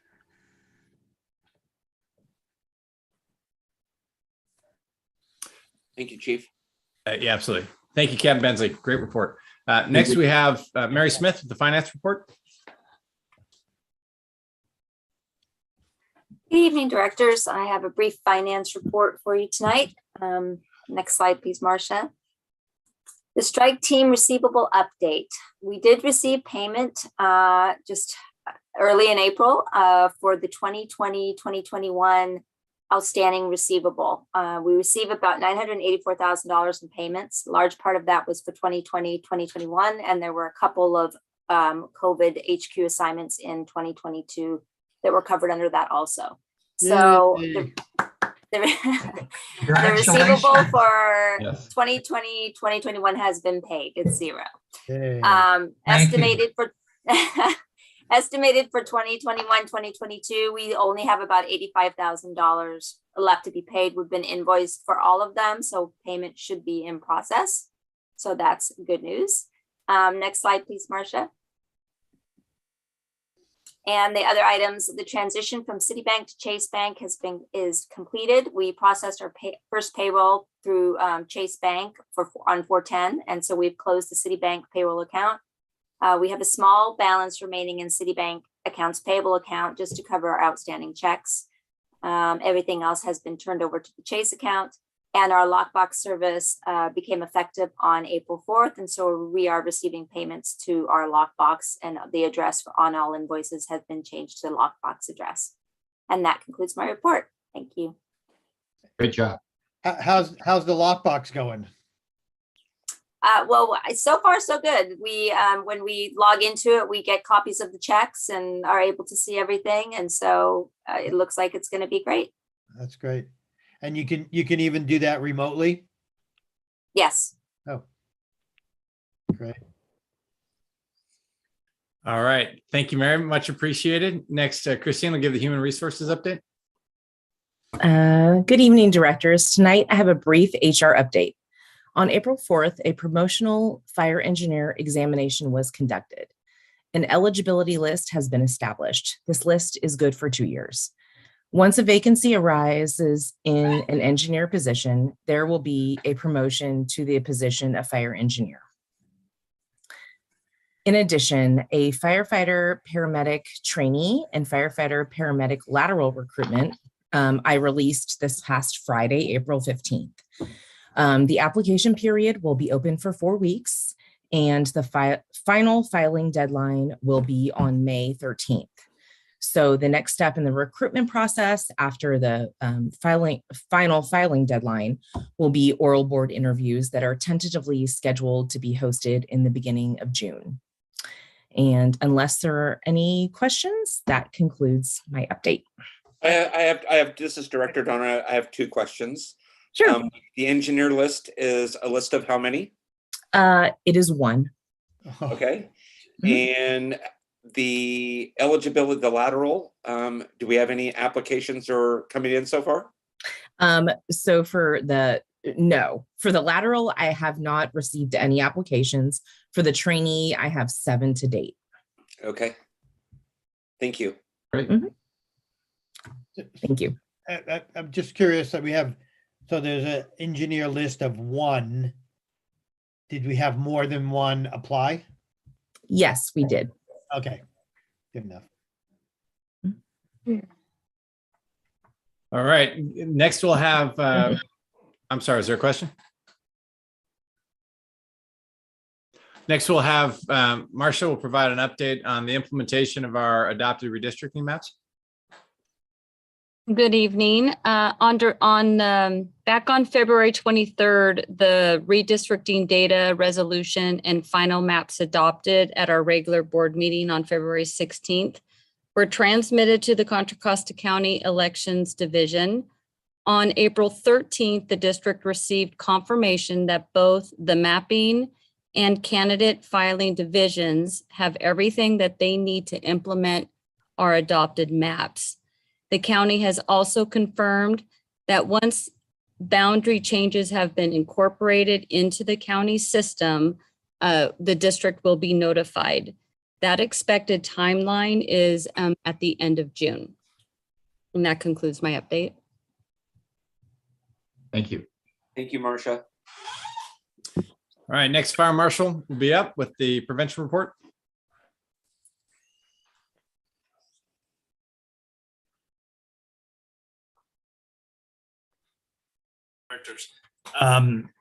So far, year to date, we've had 69 dead tree complaints, 36 exterior hazard abatement complaints.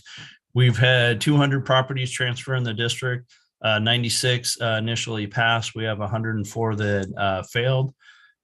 Since January 1st, we have done 307 exterior hazard abatement inspections. None of those passed. We had 307 failed. Wow. All 307 were given a 30-day notice.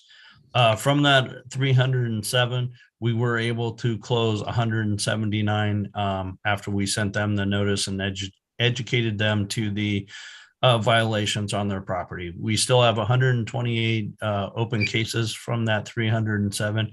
We have sent one notice to abate, 19 pre-citations, issued 3 citations, 2 for exterior hazard violations, and 1 for another fire code violation outside of the exterior hazard abatement.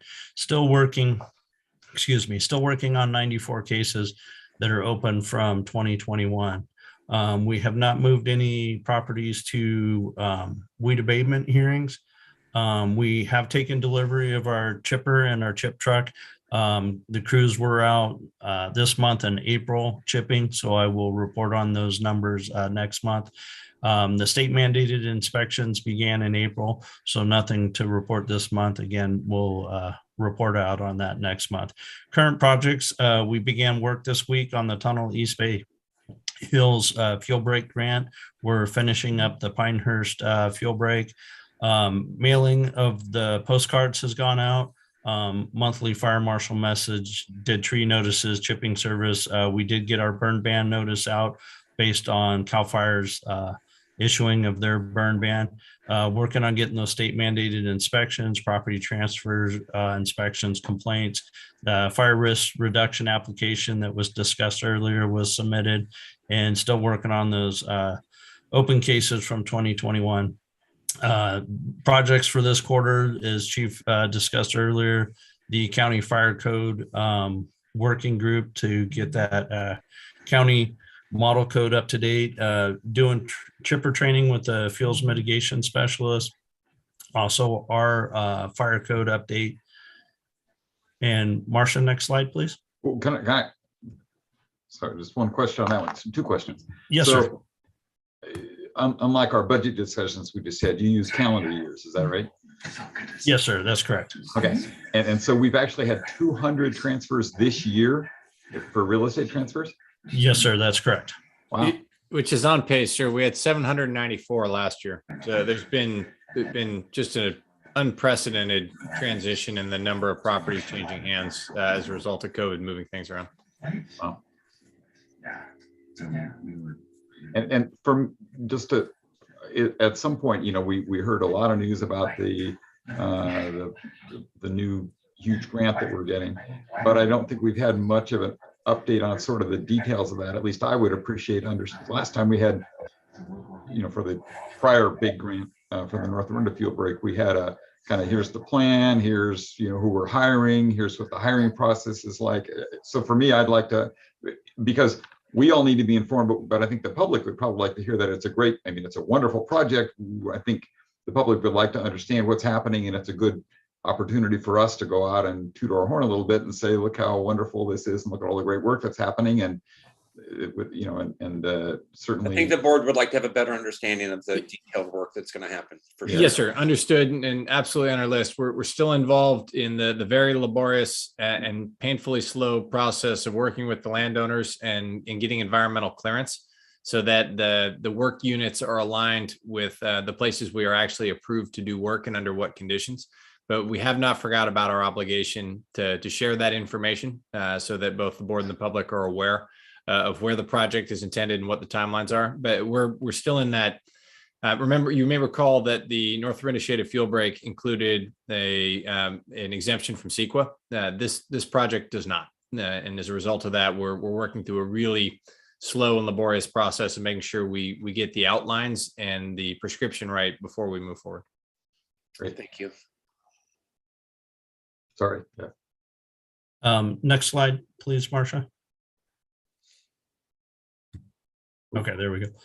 Directors, this slide, I was able to generate a report from our tracking software that shows where those 300 or the violations for those 307 exterior hazard abatement inspections we performed. So you can see 199 violations for the clearance for parcels less than an acre, not clearing their entire parcel.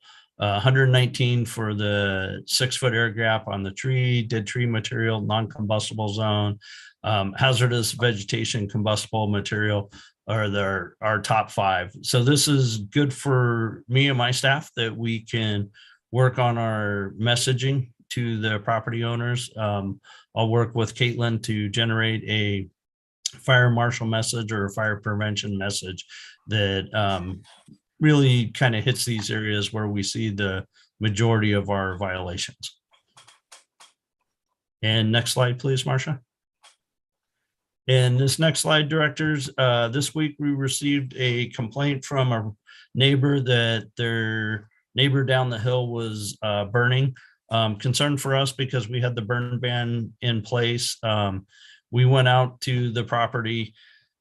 Initially, the property owners told us they just had a barbecue and there was nothing to worry about. As the conversation went on, we were able to get onto the property.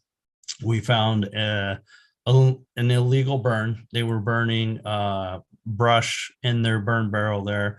And this was a perfect opportunity for us to educate the property owners to the burn ban and air quality requirements. Also, they were trying to do the right thing. They were trying to remove their hazardous vegetation, just not in the correct way. So we were able to educate them to the proper way to remove this hazardous vegetation. We told them about our chipping program, about the city of Arinda's chipping program. And we were also able to educate them to the requirements of the fire code and what needs to be done for them to maintain their property and compliant with the fire code. So something that started out kind of negative had a real positive spin to it when we were able to educate the property owners and help them possibly remove their hazardous vegetation. Into my report, happy to answer any questions. Yeah, I assume that included the dead tree in the background. Yes, sir. There is a lot of dead pine trees in this district. Oh, boy. All right, thank you, Jeff. Next, Dennis Rain will give emergency preparedness update. Good evening, directors. Marcia, may I share my screen very quickly?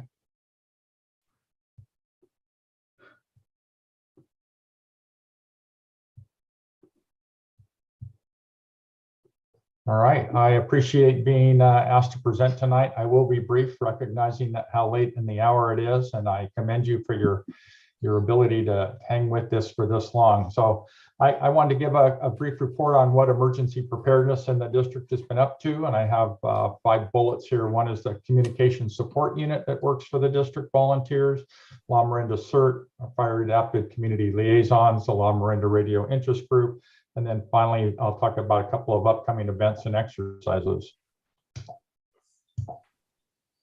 Hopefully. Whoops.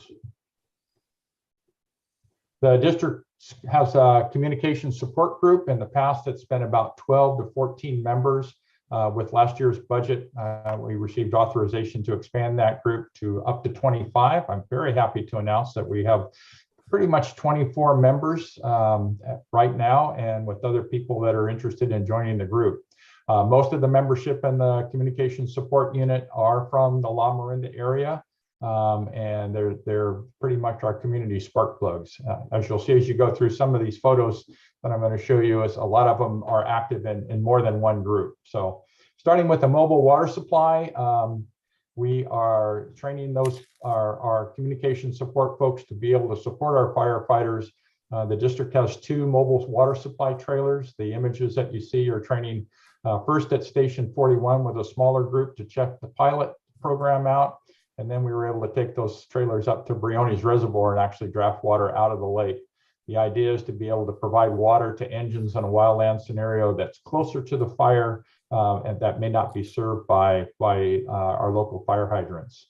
And then going across the top, the Incident Support Center, we recently ran an exercise downstairs at Station 45 in the Blue Room where we set up a small operations center. The volunteers staffed it. They're able to set up communications on a number of different radios, not only with fire agencies.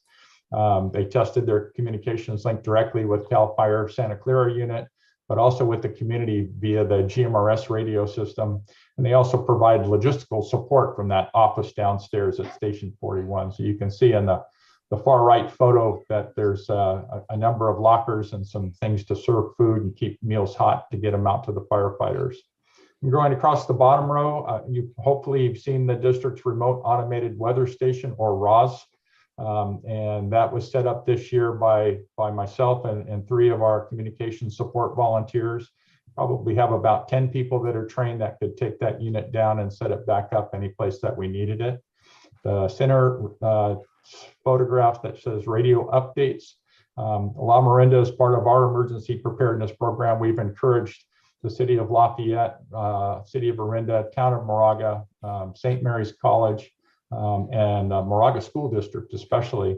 They have all bought the same model radio that has become our Arinda Community Emergency Radio Cache. So the radio updates, there was probably 250 radios that our comm support folks took in downstairs at Station 41, and they had a reprogramming party where they updated all the software in those radios so that we have a cache of over 200 radios in the area that we could draw upon in a major disaster that would be used to communicate not only for logistics, but between neighborhoods and community members. And then last Saturday, the members of the comm support group attended CPR training downstairs at Station 45, taught by Dan Abana and Jacob Arola. So that was kind of a nice perk for them to be able to see that, go through that training with our staff instructing. Arinda CERT, earlier tonight was just some discussion about the funding for CERT, and Lafayette does pay a portion of my salary, but Arinda CERT is basically self-supporting by selling their community water drum sales. They have 2 to 4 sales a year, and they not only make enough money to support internally the Arinda CERT Foundation, the program, but they're also distributing items and selling items to residents that help them be better prepared in the event of a large earthquake or a water service disruption. So that's a win-win for everybody. In 2019 and 2021 and 22, CERT held 2 classes during the COVID era and trained 37 new CERT members. You can see Captain Arola in the background. That's our Bullocks machine out at the training tower where they held their final exercise where the CERT trainees go through their last few paces. So there's probably over 800 trained CERT people in Arinda that came through that program. And then on the far right, that says monthly GMRS radio networks. Arinda CERT hosts a monthly general mobile radio system radio network. And when I talk about the ham radio group that I work with, they've actually done some pretty amazing things as far as technology and connecting our community via radio. And the CERT program actually hosts that net once a month and is trying to get more folks involved in that. So ongoing for Arinda CERT, and that's just a few of the things that CERT's involved in. The Fire Adapted Community Ambassador Program, we started that last year as a pilot program. This year we added about 18 new members to it. So the total staffing in that now of volunteers in our community that are doing fire adapted community assessments is about 38. And it starts on the left-hand side of your slide with the orientation training. We do a Zoom meeting to just kind of flesh out the program for folks, let them know what it's about, and then we meet out in the field. The chief does a very good job of explaining what the program's all about and getting people involved. So this was a home over in Arinda where we did the initial training. We are about to swing into the community outreach portion. One of the evaluation items from the group last year was that they wanted to be able to go to other neighborhoods and reach out to folks that were not necessarily their neighbors or immediate friends. So we've created this QR code under the outreach tab there that will take you to, shoot that with your phone, that will take you to a request, a wildfire safety assessment request. That asks you a few questions about where do you live in one of 5 areas in the district. And then an ambassador will contact the person. They will go out to do their assessment, and then engineer Stephen Rognus built an application and to track those assessments in a product called Survey 123. And then as it goes down, you'll see that there's a dashboard with a large map, and those are actually the assessments that were done in last year within the district. And then what we're hoping is that data that we collect not only helps us plan for our prevention activities in the future, but hopefully it goes up to that action button and people actually do the things that are recommended by our ambassadors, take action and make our community even safer. And then the Arinda Radio Interest Group is kind of my last group that I deal with. They're not an official district volunteer organization. Most famously, they meet at Cafe Teatro in Arinda every Tuesday morning at 9:30. So if you're in the area, please stop by. But it's a group of a very varied group. Everything from engineers to a couple reporters for local newspapers, and it's a great group. They've solved many of the world's problems, but unfortunately, those never get really past the parking lot at the cafe. The center picture there is a photograph of some of the equipment. They have three repeaters that are set up, one for each of the cities and the town of Moraga. And if you look at the third box down from the top of that, you'll notice it says property of MOFD. MOFD bought and maintains the equipment for the Arinda CERT program through the Arinda CERT program. And the Arinda Radio Interest Group actually maintains that. The picture on the far right is we got a call about a month ago where the owner of the property where we had our Lafayette repeater called up and said, "Hey, I'm moving. You have to move your stuff in 2 weeks or less." And the volunteers grabbed all their equipment, our equipment included, and moved it to a new site just up the hill. So very responsive, very talented group, and I appreciate all their help. And then finally, some upcoming events and exercises. On April 23rd, which is this Saturday, we're doing a Canyon community evacuation exercise. That'll involve the Contra Costa County Sheriff, Moraga PD, CAL FIRE, MOFD, of course, our volunteer staff from the Com Support Unit, and the Canyon Community Association, CHP. And we're going to actually, at the request of the residents in Canyon, or the Community Association, going to allow people to get a warning from the community warning system at Contra Costa County Sheriff, and actually drive down to St. Monica's Church at Camino Pablo and Canyon, and the Red Cross will be there to greet them as a temporary evacuation point. And then volunteers are going to help out on the 25th with the East Bay Incident Management Team exercise. It's also being held in and adjacent to the district. On May 4th, the Arinda Radio Interest Group is teaming up with CERT and our communications support group to hold a Arinda GMRS communications exercise, where they're going to try and track where community members are able to hit the repeaters from and map those and create some maps of where the dead zones are in the district, and then work on solving those issues. The Spring Open House is on May 7th. There'll be a heavy volunteer commitment there. And then the Arinda CERT has a monthly meeting every month on the second Monday. So the next one is May 9th, and those are held on Zoom. And then finally, and very importantly, hopefully you've all received your invitations to the volunteer annual, except for the COVID years, volunteer appreciation barbecue, which is on May 19th at the Hacienda de las Flores. And then I just wanted to follow up as one of the other projects that we're working on in cooperation with with all three cities, and La Morinda CERT is the update of the La Morinda Residents Guide to Wildfire Preparedness and Evacuation. And with that, I thank you for your time. Be happy to answer any questions. Amazing work. Thank you for all of your efforts, continuing efforts on all of that. It's such a, an important part of our community, and it's often not appreciated enough and spoken about enough, but thank you. Thank you. Dennis, this is Director Danziger, and I echo what Director Jorgens said. And just on your last slide where you talked about the upcoming events, and I do note the Canyon Community Exercise coming up this Saturday. Being that is in my district, this is the first I've heard of it. And so I would just request that in the future, exercises that are being done in the district, I think the directors should be made aware of these. Yes, sir. We'll make sure that I happens. understand. Thank you.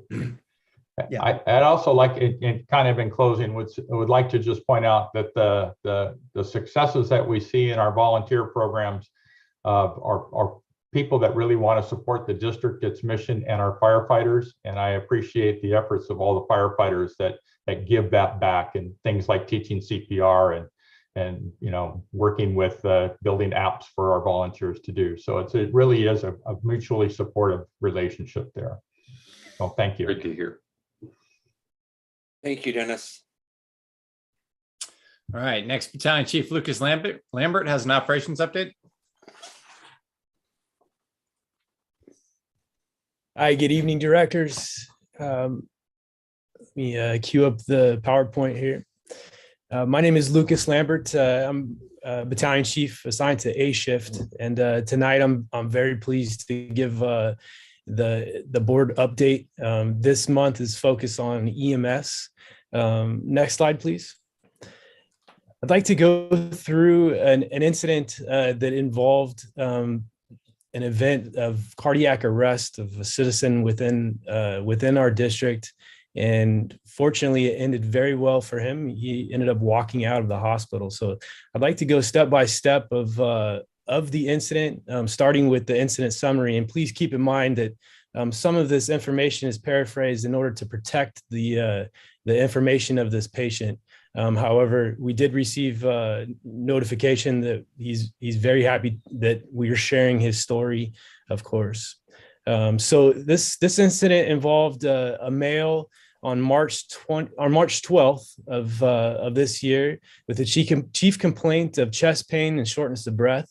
The patient stated that the onset of chest pain and shortness of breath started at the same time at approximately 15 hours. New onset of symptoms were unprovoked. Chest pain was described as throbbing in the center of his chest, non-radiating, and a 6 out of 10 on the pain scale. The patient denied cough or sputum production. Patient denied any cause of trauma, and the patient was alert and oriented to person, place, time, and event. Patient presented with pale, cool, clammy skin signs, and the patient had clear and equal lung sounds bilaterally. It was discovered through a 12-lead EKG that the patient was experiencing a STEMI. Patient was administered 324 milligrams of aspirin PO and given 0.4 milligrams of nitroglycerin sublingual.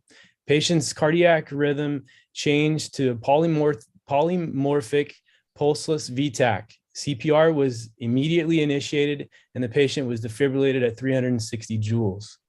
Patient experienced cardiac rhythm changes to sinus rhythm, and a ROS, or return of spontaneous circulation, was restored. The patient became normotensive with a GCS of 15. Fluid challenge was initiated, and the patient monitoring continued throughout the transport to John Muir Medical Center, where the patient care was transferred to the ED staff. So, directors, members of the public, this was written certainly in part shorthand, and this is paraphrased from the paramedics' narrative. But I'm open to any questions as it revolves to this summary. and these are the efforts that were administered by our staff, Station 41 on B shift and Captain Martinez's crew. So I'm going to walk you through the incident kind of from start to finish as our crew was dispatched by one of Jen Masterson's, who was joining us earlier on our dispatch team. Next slide, please.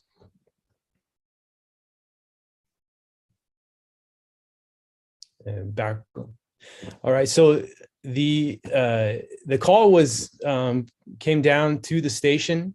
Here you'll see a picture on the left of the station wall map.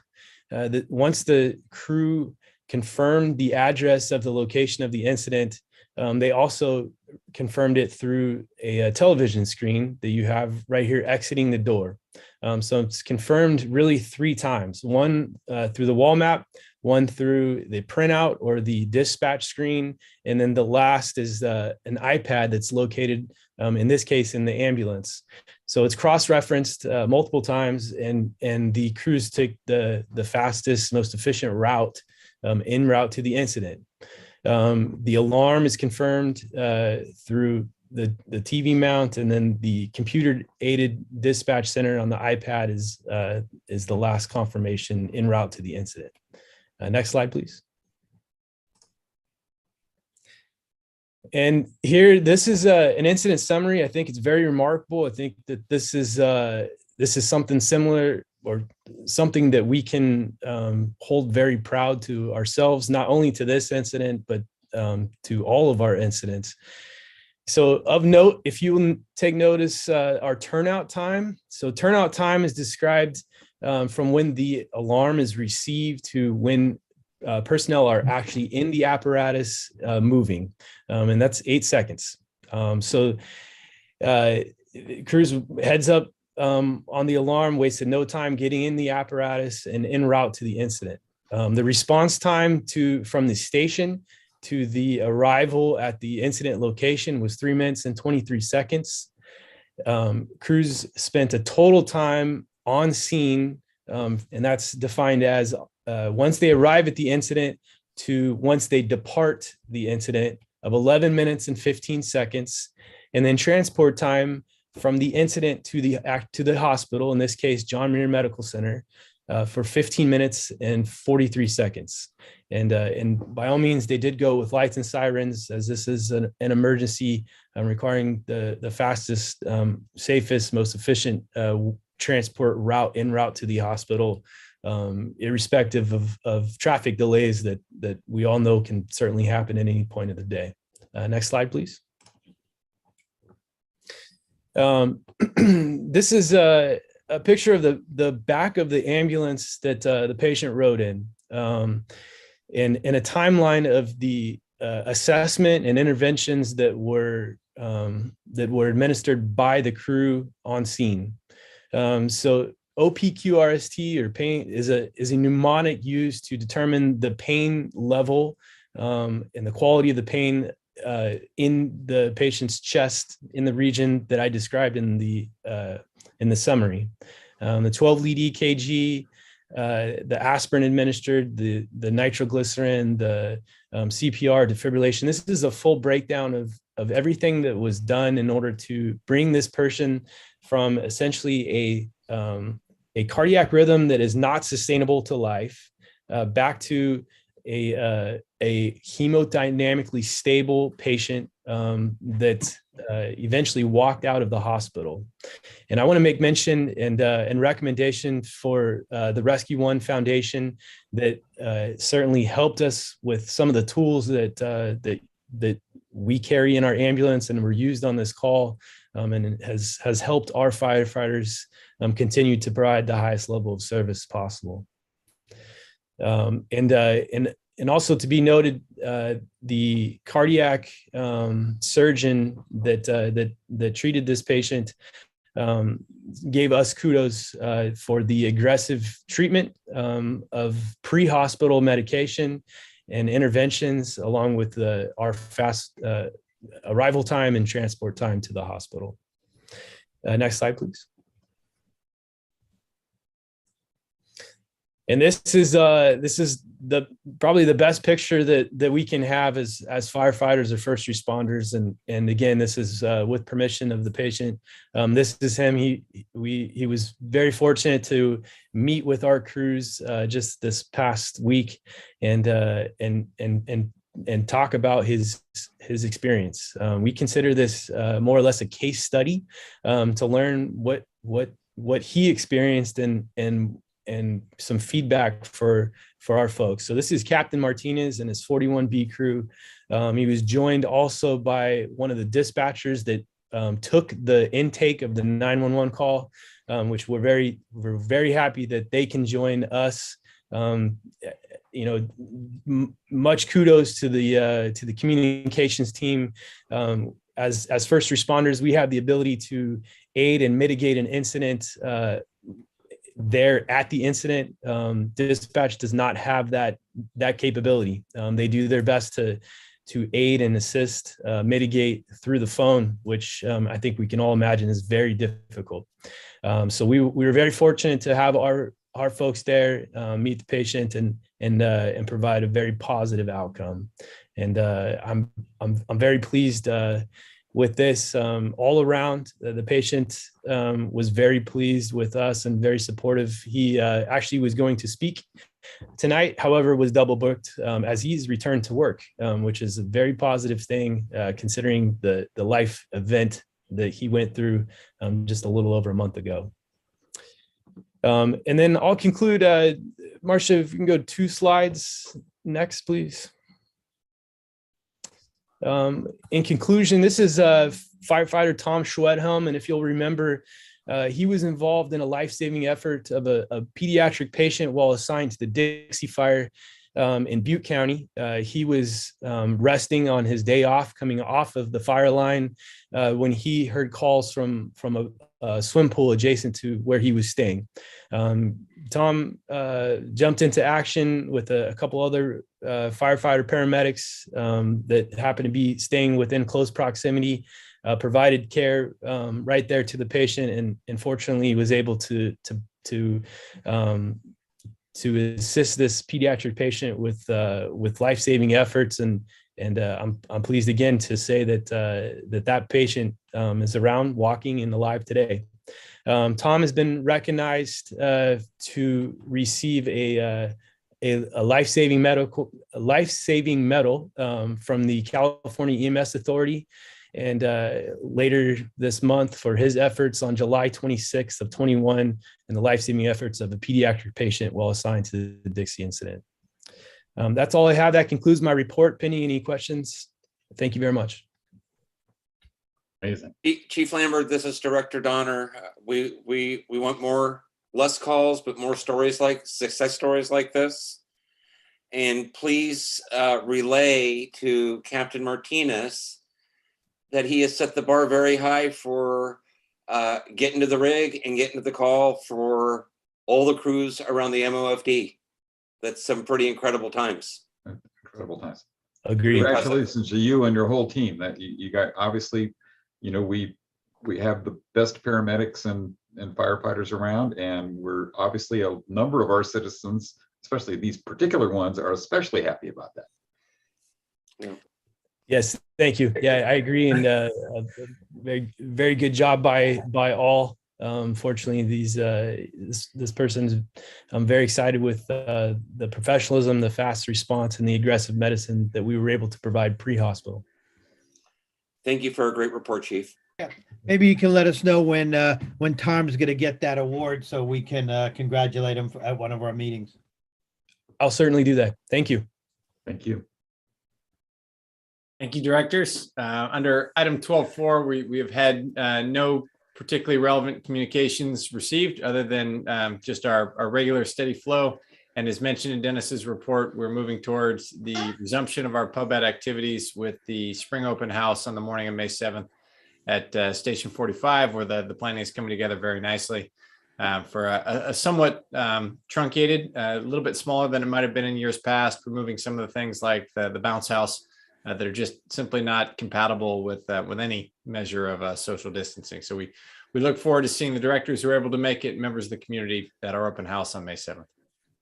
Hey, Chief, before we move away from chief updates, I just wanted to, just for the record, because we've all gotten the information, but I wanted to put it into the public record about the district's investments in Russia. Yes, sir. We have none. That's what I wanted to hear. Okay, thank you. We also don't have any, or very few investments in bonds, which have gone down tremendously as interest rates have gone up at an unprecedented rate. And we also don't have any investments not only in Russia, but most of the developing world now, which is also going down precipitously in the last few months. Nor do we hold any stock in Peloton, sir. 12.5 future agenda items. President Donner, I have a few. Yes. I would like to see on the next meeting agenda is a resolution recognizing the 25th anniversary of MOFD.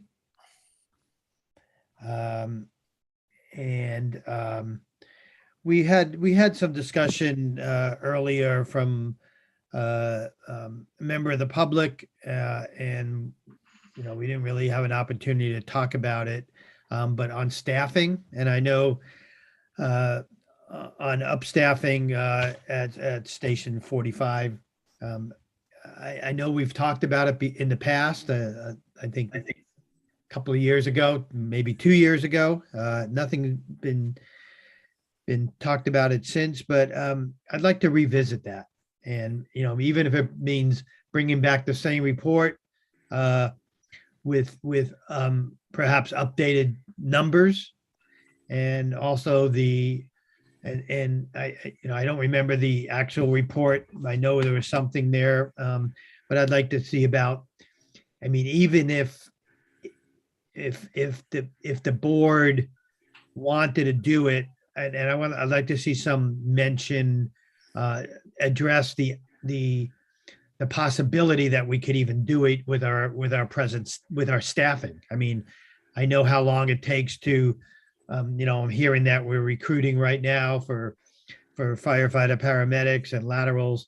I mean, even if the board wanted to increase staffing, it might take us quite a bit of time. So I'd just like to see a future agenda item having to do with increased staffing at station to staff the ambulance at 45.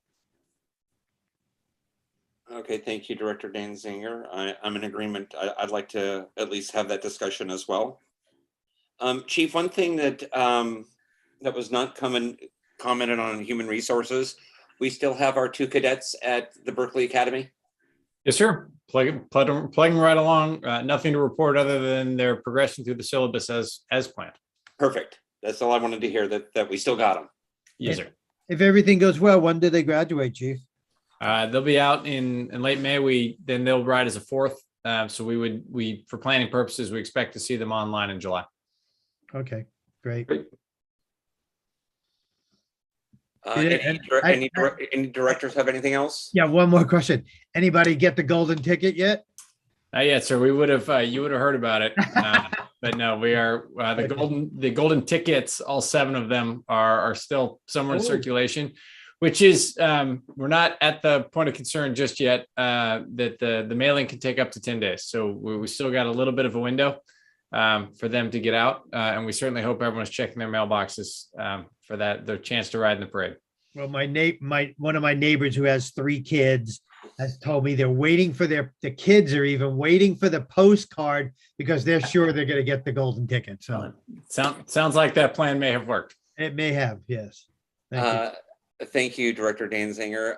Marcia, do we have any public comment? We do not have any hands raised or received written public comment. Okay, thank you.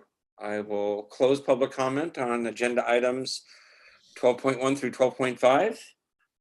And I'll make a motion to adjourn. Second. All right, Marcia, can we get a vote, please? Director Danziger. Aye. Director Jex. Aye.